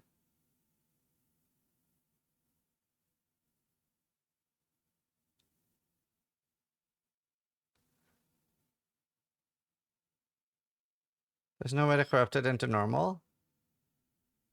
I doubt it would keep the sockets. Isn't that OP as fuck? I mean, it would be really good for... It must be like best in slot for minions, right? What can you get on a minion jewel? 15% damage? So like 90 minion damage on a chest with like loads of crit chance, crit multi. Pretty cool for minions on softcore. But anyway, we'll keep watching. Use every single thing like right at the very beginning of that either, right? Like you have to have on some No, level. you Yeah. I mean, like we were talking about earlier, you'd have to have that character growth, right? Yeah. But I Sure, mean, it sure. seems like there would be some kind of middle ground for like you do the campaign once per patch or league, and then your second campaign is like shorter, or maybe you have all I the don't know if it exits works already with marked the on league. your map before you get within there. a league, effectively. Yeah, so within a league. So like every time you do a new character, like the campaign vicariously gets like shorter and shorter and shorter. Not necessarily in due of content, but the player's ability to get through it. But like like one thing, for instance, is like, you know, players have contests and how fast they can get through the campaign to get to where they get. It's like that World of Warcraft episode in South Park where they spend, you know, 40 weeks leveling up to get to the real game, which is the end game. So it just seems like for players that are in that perspective, it seems like there should be an option. I don't know if that makes sense. Well, one of the things as far as like multiple playthroughs of within a single league is that I think that players are maybe not happy enough with the level of like of like power leveling items that they're getting, because like the theory is that you play through the campaign once, you go to Endgame, you've got a bunch, like you get a bunch of items, and now your second playthrough is way easier because you've got a bunch of items that you got from before, and so I mean that should more than double the speed that you're going through the campaign, like like very easily. If so you're like, good enough of a player to know to save that stuff. But yes, absolutely, absolutely. Yeah. But even just having currency in your stash, like, and just buying things on trade, That's like, true. Like as you level up is also going to get you a crazily different experience than what you'd have the first time through. Just because you've got all that currency that you got, and like you're definitely saving the currency at the very least. So True. it's like that should theoretically make that work. And so if that's like, to the extent that that's not the case, like we might need to improve things there. Like I know a lot of people are saying that like some of the level, like, there's like various reasons why like leveling uniques aren't good enough and that kind of stuff, or like a lot of unique options and that kind of thing. Like that's the kind of stuff that can help a lot there, I think. So, and that also can be another type of experience that's also fun to have, like, because that is your experience of just completely obliterating everything as you go through, like, you know, using these ultra powerful items. True. And so that is also an experience we want players to have too. Like, that's the kind of thing that ideally is the solution to that. Okay. Appreciate it. All right. Thank you for answering these questions so just transparently and candidly. I really appreciate No it. problem. Yeah, I both this and not necessarily a question I have, but last week's interview that you did with Zizaran. If you guys haven't watched that in the audience, definitely go check it out. Yep. You know, it was a bit heated at times, and I think It was, you made and I feel bad about comment that to that, but because I still yeah. think it was a fantastic conversation, and the changes that came from that, whether they were directly responsible, whether the podcast was directly responsible for that, for the patch. I'm Well, it was glad that certainly that whole responsible- conversation happened. That was great. Yeah, it was certainly responsible for some of them, because at the end of the day, like, we do need people to bring specific things to our attention. Basically, like, that was just useful because, and it's also always easier when you're talking one-on-one with someone, because then you can ask questions about, like, you know, like, okay, well, what's actually happening specifically here and that kind of stuff. Like, that's always important. It's similar to that example earlier that I had where, like, with the specific monsters that had specific problems, where it's like, okay, Sis was really unprofessional. Was I? I was trying to be very professional. I don't know what I did that was very unprofessional. people are like, monsters are too fast, and it's like, okay, but what monsters is the question, right? We have to find out what like, what the specific issues are. So, It's All of them, you know, like, minus 20 across the board. that's the Let's thing, do right? it. That's what a player will say. That's what a player will say, and it's like, It's not an answer. that's why it becomes difficult. And yeah. honestly, the issue that I had. You didn't even say thank you? Yes, I did. I did. I said thank you several times.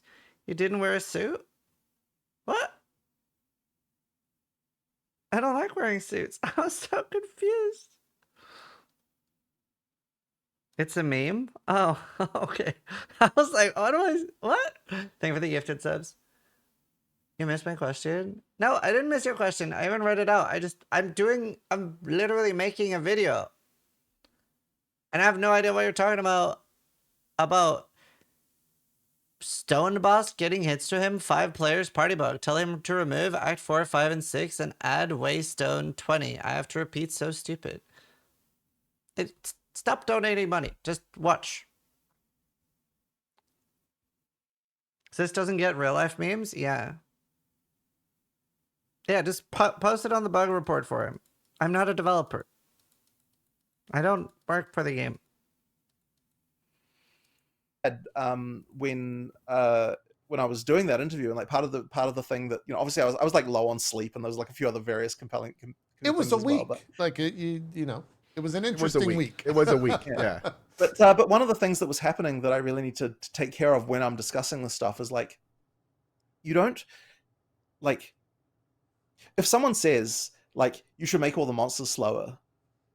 Oh no, I think the specific thing there, like, as an example, was like, okay, like, I don't remember the exact wording of the question, but it was something like, you know, there shouldn't be any monsters faster than the player, effectively. Like, that was the thing.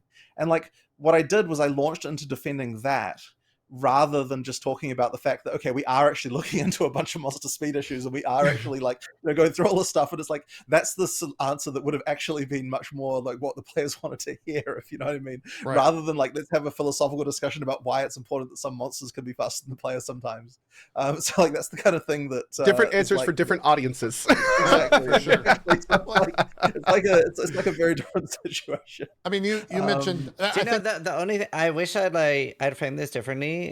Maybe I shouldn't have, but like, maybe I did frame it correctly. But like, when they were saying that, like, if monsters are slower than you just avoid combat. Like, that's not the case, right? Because like, we want to kill them, and in PoE1 we are faster than monsters a lot of the time, and I still engage with them. I still want to kill them. I still want to farm them. So I'm glad they did revisit a lot of the speeds. I think that It's like we would never. It's an RPG. We would never want to avoid combat. Well, I didn't say the PoE1 thing.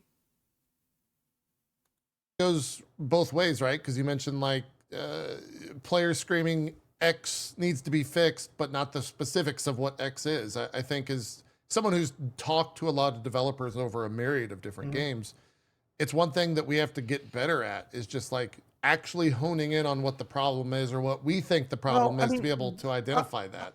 I don't know. I mean, your job is not to be a game developer, right? That's our Right. job. That's So, very true. But we could like, try to be like, better at it because I suck I- at I- it. Our job to yell at you for your poor decisions. I suck That's what our job is. Yeah. The thing is, but what I will say is that like, but on the other hand, if you're in our QA department, now it is your job to actually get specific about individual things, right? Yeah. So like that's one of those things that I think it goes both ways. Also, one of those things that when people enter QA, they have to learn about like that kind of stuff. It's like it's not enough to just say like monsters are too fast. You actually have to say, well, like what monster were you fighting? Like what was the exact situation? You know what I mean? Yeah. Basically, everyone just needs to stream, and then when anyone dies, you need to take the last 10 seconds, and we can just submit that. Just have a little submit button next to. Instead of a death recap, we'll submit a video. There you go. So you guys have all the information.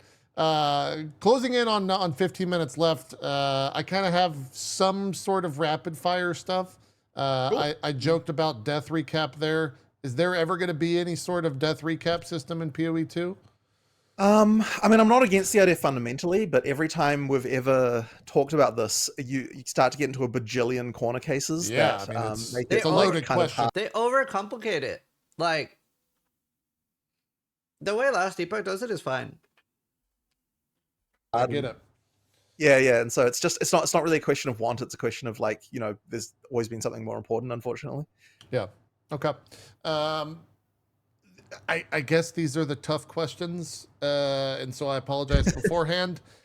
Community loves to speculate, and I guess so do I. With that said, can you talk about Chris Wilson and kind of where he's been? There's not really been any official statement anywhere from GGG about that. I think we've had a couple things like third party and fourth party, but is there anything official you could say where Chris has been? They've already talked about this on a different podcast. I mean, he hasn't been working like day to day at our company for quite a long time. Yeah, and then recently he also retired from the board. But okay, there's nothing really much else to say about it. Gotcha. Really. Yeah, I didn't think there was any drama, but it just people. I still talk to him every day, just online, like Yeah, Co kind of mentioned it earlier. Account sharing's been in the spotlight recently. You guys have had like a pretty strict rule regarding that, as well as RMT in the past. Holy! Is there ever going to be any action on that front? Holy! I can guarantee you that he does not comment. That's why I didn't bother asking it. I'll put $100 right now that he does not address it, because like that's why I didn't bother asking it. That a special Are you case? waiting for 1.0? Do you have anything to say? It's just nothing. I don't think I've got anything to say about this particular issue. I figured as much. 10-4. I figured I would ask, but yeah. That's good luck with that. Will you personally be banning No, just kidding.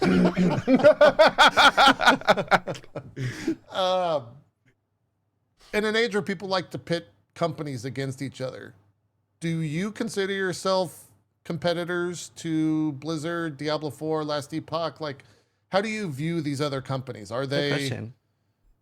Are you trying to beat them in player count, or are you just existing and hoping that the game speaks for itself? How do you look at that? I mean, I guess I don't really. It doesn't really bother me particularly that other companies, what they're releasing and that sort of stuff. Like the only thing that ever matters is if if something happens. A thing that is relevant is if something happens in the genre that like moves it forward in a way that we have to respond to, then that's something that we have to like deal with, right? Like that's a thing, for sure. But other than that, like it's fine. Like I mean, the nice thing about the genre is that it's not like World of Warcraft where like you've got subscribers and you're competing for that. Like that's an actual like real competition scenario where people aren't going to be really subscribed to more than one MMO. But in the seasonal model that we have with in action RPGs, it's kind of fine. Like, you play the game, for however long you play it for, you play another one, and that's fine.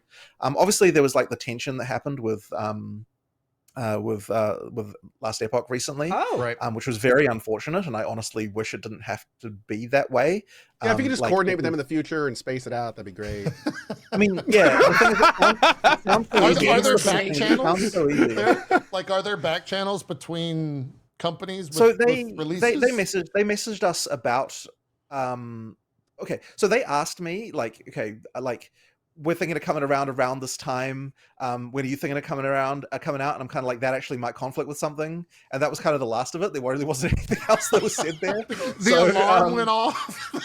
You know, so like, but the thing is, I think that what happened is that like, so we had a date, and look, I don't know how they're thinking internally, but I think that their plan was to come out a little bit after that date.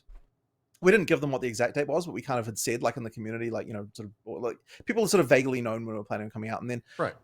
we then got delayed, right? Like we couldn't make our date, and there's like just nothing I can do about it. I can't come out any earlier, obviously, than what, you know, the time that we can come out, right? Like it was just it had got unavoidably delayed. And then it was like really unfortunate because I actually probably would have delayed an extra week to get out of their way.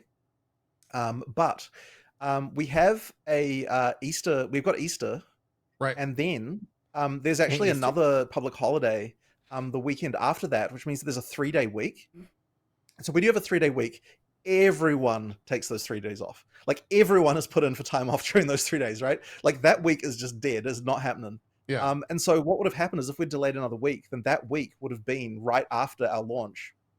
Which obviously, if we'd just had the launch we just had and everyone was on holiday, that wouldn't have been.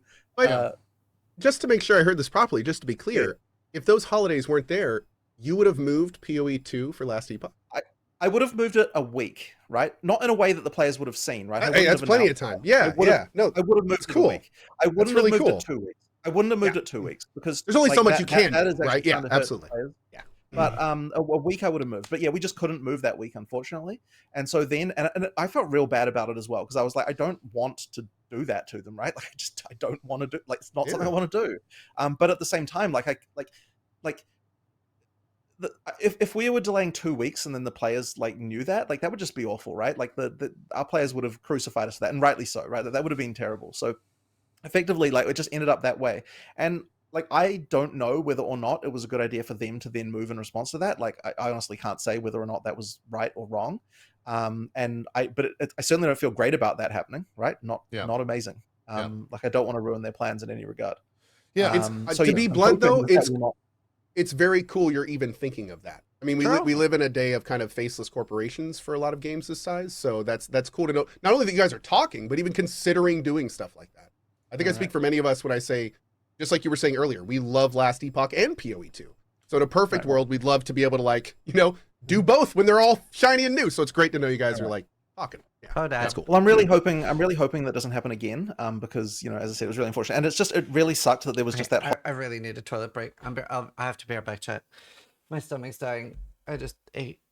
Aren't both companies owned by Tencent? Yeah, like, there was too many conspiracy theories. It made me upset. But yes, they are. Because people were like,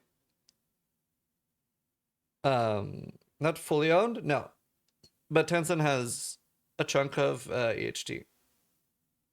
Who isn't owned by Tencent? I'm not. Anyway, bear back.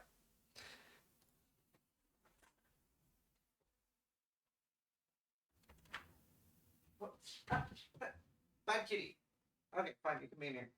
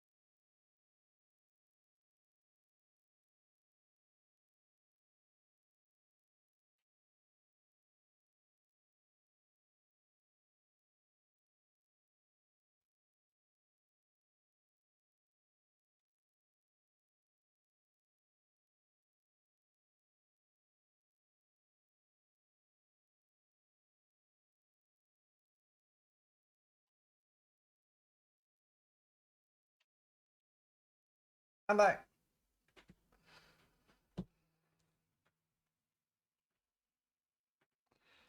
Holiday thing that like blocked it. It's just like, yeah, it's just very unfortunate timing. Yeah. That happened there. It'll happen. Every once in a while, it'll happen. One of the things in terms of like the issues of now or the issues of today, a lot of people have been asking about the EU server issues. I don't know if there's a specific. Yeah, so that's thing just you could say? DDoSs, unfortunately, that are very hard to deal with. Yeah. So you know, like there is unfortunately not like a complete solution to DDoSing on the internet. Yeah, you know, I didn't realize that wasn't something they'd said publicly. That was just like, because I asked them about it and they told me in DMs that they're getting like super heavily DDoSed. So people were like, where have they said this? I was like, in a post? But that turned out it was just DMs. So they probably should have communicated that better. if someone's really doing that stuff. So yeah, it isn't a question of NOS wanting to like pay more money for more servers or anything like that. It's just entirely like, you know, the nightly DDoS comes along and like takes out like 5 or 6 machines, and then if you're having to play on those machines, then that happens, and then they move on to another 5, and you know, like that kind of thing. It's just like very annoying. Yeah. So yeah, like look, we are investigating more options to try and improve that, but that is the source of that. Okay, gotcha. I think even saying that is beneficial for a lot of people. Right. So Agreed. Yeah. What else is there? I'm kind of looking through there to see if there's anything. I guess another question I have for you in terms of like analytics, right? PoE is such a game based around numbers and whatnot. For you as a dev and as the game director of PoE 2, do you have like a data point that you're constantly looking at, and if that number goes bad or that number goes positive, it affects the not only your mood but like the direction? Average player time to death. Yeah, like what is that number? If there, I mean, the number for me is just concurrent users, just number of people online right now. Okay. Because that really, I mean, look, if people aren't enjoying the game, they're not going to play it. And this is actually something that, like, I actually yesterday, like, I was talking to Mark, you know, about all of the, you know, all of the stuff, and the thing that he said to me is like he sort of had to remind me of that fact. Like, he's like, look, the retention of this PoE 2 launch, like in terms of concurrent users on the like weekend to weekend, is higher than any PoE 1 launch we ever had before. Right. So it can't be that bad. I mean, it's a. Yeah. I mean, I totally understand. You have to put things in. There are nuanced things to that too, though. It does depend what else is happening in the gaming world and stuff for retention. And also, like, for a lot of players, DDD does have a lot of goodwill that even when people are complaining, they are expecting for GDD to fix what they feel is wrong with the game. And a player isn't, for the most part, going to instantly quit when they're unhappy with the game because they don't want to fall behind for when GDD fixes their perceived issue, right? So they're going to play a week or 2 weeks. Yeah, like for example, right? Like Steel was quite unhappy for a while and didn't quit instantly. Like he gave it a proper try. So the real, like for example, there is a big chance that a lot of people will quit when Last Epoch comes out. Well, like I'm definitely playing Last Epoch when it comes out.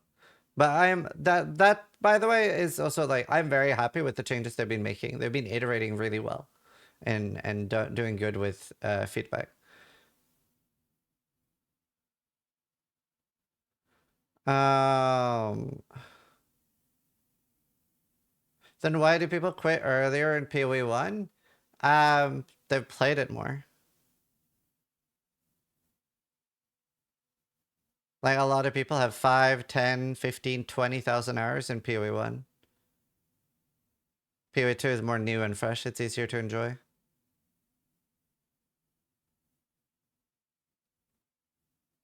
Like it's a very old game. So it's like I love PoE1 and it's wonderful, but you know, I only play like 600-700 hours of that per league.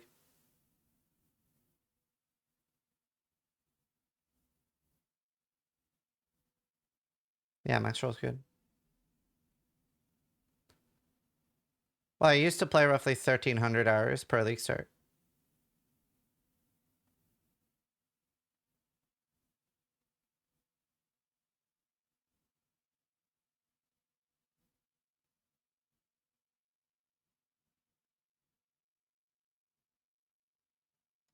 Perspective, right? Like Still when saying the it, internet's so. shouting at you to fix a myriad of issues, if there's a data point you can look at, they're still playing. Right. Yeah, yeah. So They might be mad, but they're still there. Yeah. I mean, look, we still obviously have. There's still tons of things to fix. It's like I don't want to discount that in any Totally. regard. Yeah. You know, like on some level, like it's okay. Like because the thing is, when a million people start to say, you know, the game is bad, the game is terrible, it's hard to even remember yourself. You know, that there's actually a game there that is good, even though there may be problems. You know, so just seeing that and reminding myself of the fact that there are actually a lot of people playing the game. Is you know, I think it was certainly important for me to kind of, you know, be like, yeah, you know what, like, sure, the benefit we're getting from all the people yelling is that we know that we need to fix stuff, but we still have a game that people are enjoying, and that is a and that is a good thing. Sure. Do you know, it annoyed me so much on day one, because like the thing is, right, I've obviously had a lot of issues with this patch. But it annoyed me so much on day one that like at 5 a.m. on launch day, people were like, look at the player numbers. Like the game is dying. And I'm like, people are going to sleep, you moron.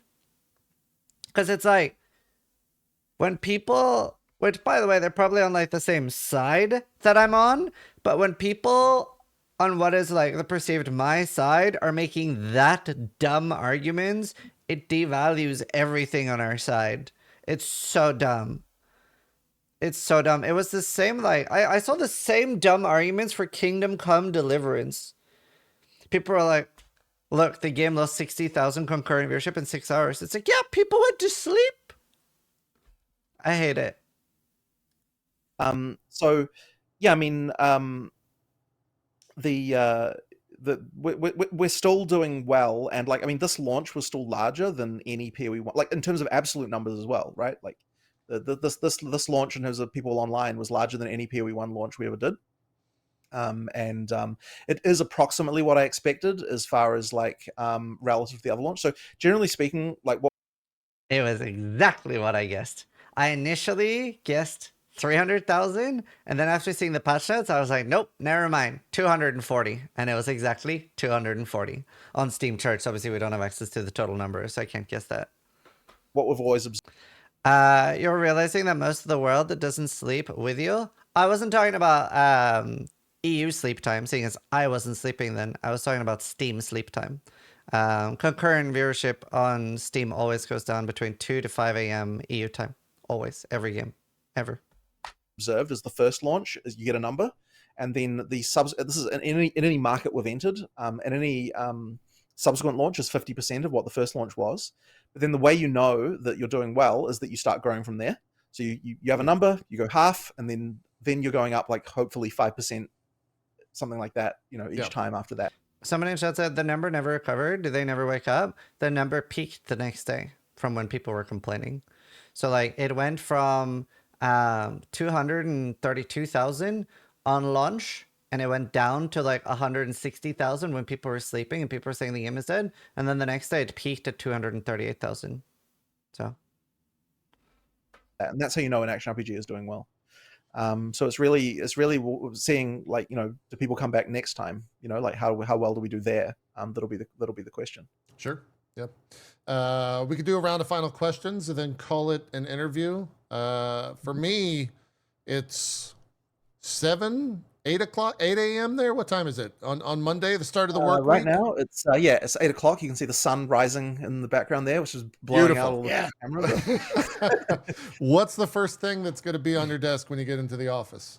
What are you doing? So we are going to look into item drops because a lot of people are saying that the wisps are not rewarding enough, Yes. and they should mathematically be. Like those things give like 300% better, like more. Well, okay, it's not more items; it's more like more the number that we use for like rarity that increases the drops, how good they are, right? Right. And it also gives two extra drop slots. So effectively, like, there's no reason why they should feel unrewarding, but they do. So therefore, I need to Sis, Jeremy convinced me to go all in on wisps. It doesn't sound like you had a good time. understand what's going on with that. And I spent like quite a lot of time yesterday looking through like the simulations and like seeing what's going on. And like I've definitely identified that there's something going wrong in the item drop system that I'm not quite happy with. And hopefully, if we fix that, it'll make this the wisps feel better. Cool. So yeah, that's kind of the thing that I'm going to be probably spending a few hours on this morning to see if we can come up with some kind of improvement there. Cool. Fantastic. I like the first thing I read in chat. 300% of 0 is still 0.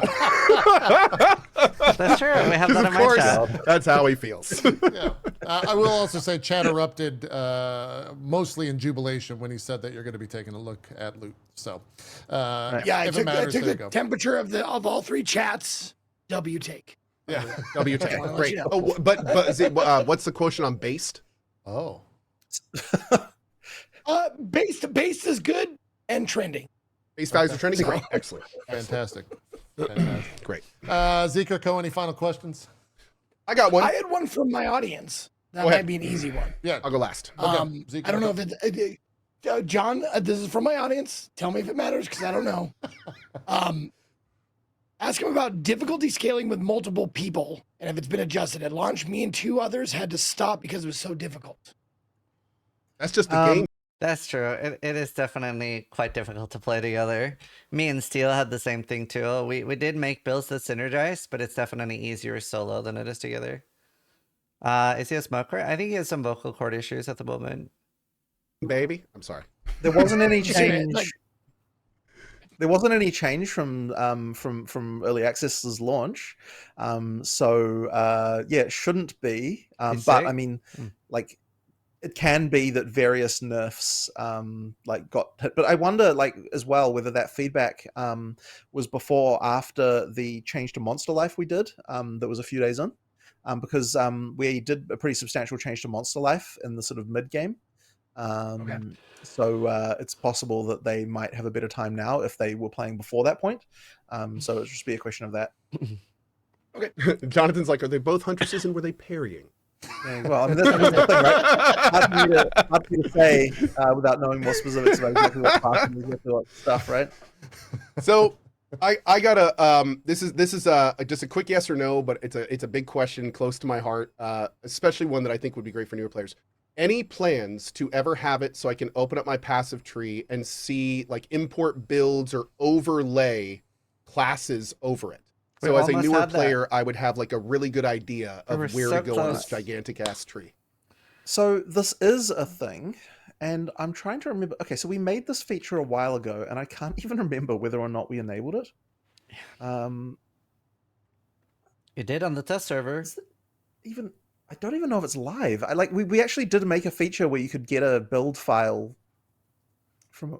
I think it's probably not live then. Probably if Yeah, I've never heard of this. We've never heard of Yeah, Sounds yeah. cool. So the idea was that you could download a build file and then We had and it for set that PoE1 as on your a thing, and test then server. highlight all the nodes of that build.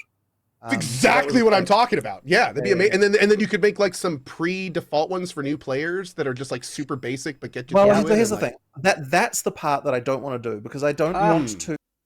I've suggested that so many times. So the reason why I'm fine with the build thing where you where you go to a build guide and then you just download the file is that you're not telling the player how to play.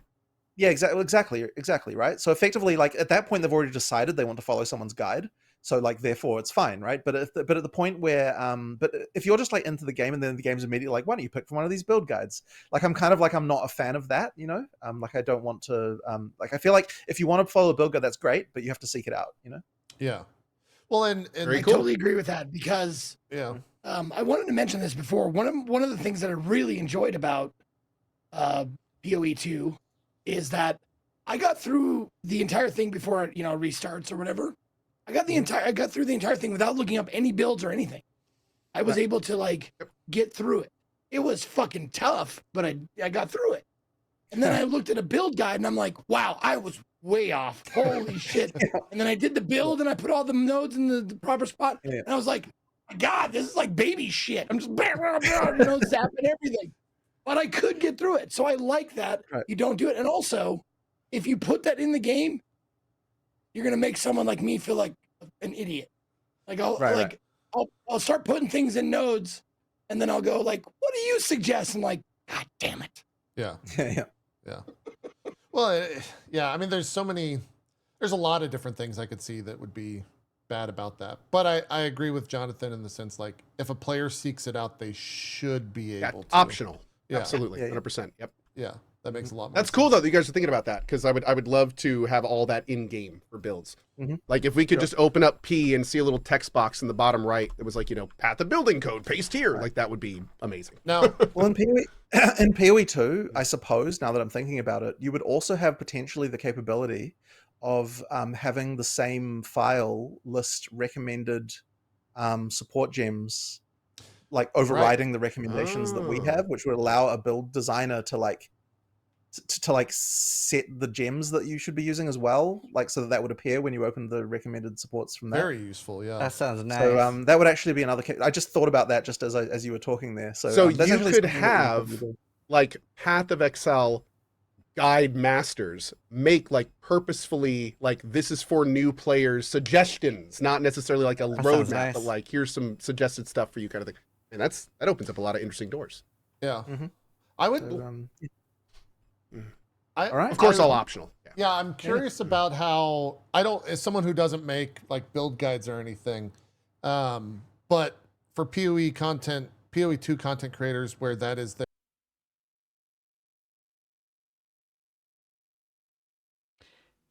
Did co-carnage just keybind open map to 1? But for PoE content.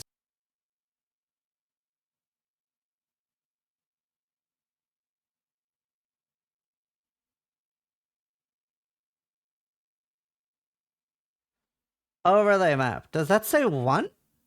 Or is that L? Please say that's L. It's I? This potion still looks like it says 1. He swapped it with inventory. Okay. PoE 2 content creators, where that is their livelihood, right? Is making build guides. I was gonna say they take ad rev and whatnot. I wonder if they would be against that because you no longer need to seek out a video and watch an ad because it's all in game and there's no monetization. True. Right? So I wonder if you get pushback for that from the creators.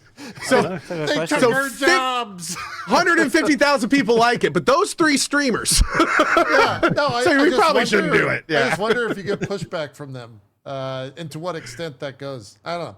It's an You're always gonna have, if anything, there will be like some of that where it'll be a bad thing for monetization, but people are still like, with a feature like that, it's just going to be like the bare bones stuff. It's not gonna explain the in-game portion. Like, I just don't see a world where like GDD also lets you import notes. Like, a lot of people are still gonna like want the explanation and stuff. So interesting conversation. And it is very much like Ko just said, 3 people versus the masses. It would be very yeah. Still a consideration for sure. Yeah, for sure. Well, cool. We're a little bit over, but Jonathan, thank you. Mr. Rogers, I'm sorry. Thank you so much for coming to our neighborhood. Coming to our neighborhood. Poor Jonathan. Anything you want to say here before we wrap it up so you can get on with your day. It's only 8 a.m. there. Jeez. Yeah. Right. So you can go to work. Just like, it was really nice chatting to you guys. Like, I had a fun time, and I'll go in, we'll start working on stuff, and hopefully, people will like the changes we're making. I guess that's the main thing, right? Yeah. Fantastic. We're going to do shout outs here for Zeke, Co, and I. But Jonathan, feel free to go on about your day. We really appreciate it. We're going to shift over to this, and we'll see you next time. Thank you so much, Jonathan. Yeah, you're welcome very much on for the having show me. whenever. Thanks, Jonathan. We'd love It's to awesome. have you on. Let's do some shout outs and wrap up the show. Co and Zeke. Zeke, please begin. Zeke. Yo, what's up, everybody? My name is Ezekiel III. You can That's find me really at good. or / Ezekiel_III on Twitch, Twitter, and YouTube. Ezekiel III, all spelled out on Instagram and TikTok. Thank you, Jonathan Roger, for joining us today, talking about PoE2 and putting up with my loud, spitting, sputtering questions. You're very He's a voice actor, and he's like preparing for a role where he's an old man right now. I'm just kidding. He's got some throat issues. gracious, nice. so thank you.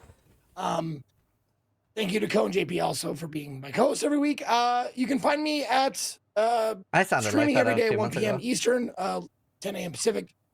I'm going to be playing this. I take Mondays off, so I'm not here tomorrow. But I will be playing Into the Dead and Blueprints for the next couple of days. Nice. And Blueprints? that's what I got coming up. So if you want to come join me checking those out, please do.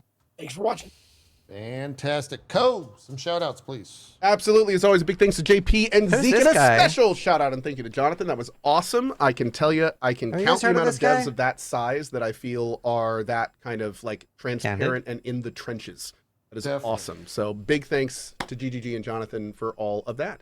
On that note, my name is Co. Hi, going to be doing a lot of Hi, blueprints Co. this week. Also, we've got Last Epoch this week. Going to be rolling new characters for that. Probably some more Holy. PoE 2 as we do more of our hardcore run. Maybe some First Berserker Kazan if I can rip myself away from blueprints, and then some other fun games need too. to Maybe look some at Yorkers that game. in the evening. Everyone's talking about Regardless, it. thank you guys so much for watching this week. Hope you enjoyed the Gary. interview, and we will see you next week or sooner. Fantastic. I'd never seen this guy before this interview, not even joking. Oh, Co's great. I love Co. We also have a sponsored stream. We'll be playing together on All right. Friday, I believe Cool. at 1 p.m. Eastern. We'll wait. I don't know if the game's announced, so I'm not going to say anything. But we'll see you all there on Friday. I think that's at 1 p.m. Eastern with the three of us. Oh yeah, I and see just 12 realized p.m., that- These guys are like my favorite boomers. They're like the male equivalent of the Golden Girls. You know, like the three ladies. They're like the male equivalent of that. They're so sweet together. I love them. that works. Okay, all right. Either, Whatever. doesn't We'll matter figure it to out. me. I'll Don't show them. Don't clip that and show them. Figure it out. Yeah. we'll figure it out, and we'll let you guys know. But yeah, that's it. Yeah, Jonathan's got inner peace. Sorry, I didn't mean to cut back to the screen. That was just look at him. He's so happy. He's ready to go Oh, fix man. the loot. He's so zen. Zenning out Zen, before man. work. I love it. Yeah. Yeah. All right. Okay. That was dropped frames. I'll link it in chat. And if you're watching on YouTube, we'll put it on YouTube right now in the description. But that was really good. I really enjoyed that podcast. It's also why I really like different podcasts, because you get like a different vibe and different info from different people. So it was nice. It was a lot of good questions and from like a different audience. Aren't they your age? Yeah, they are. They are. But yeah, no, I really like that. I mean, obviously, I try to comment as we go along. So some things I agreed with, some things I disagreed with. But really good. Honestly, like, Jonathan gets way more hate than he deserves. Like, it's so nice that he takes all this time. Like, even though, like, I disagree on a lot of game things from Jonathan, I love talking to people I do disagree with. And, like, so few devs take so much time out of their day to communicate, and he's so candid, and he like very much clearly talks about the things he believes in, and the way he wants the game to be fun. So I love that, and I respect him a lot for that. So he gets way too much shit. Really, really good podcast. Anyway, I hope you guys enjoyed watching on YouTube, and thanks for watching. Sorry if you liked the video, but more importantly, try to die less than I do.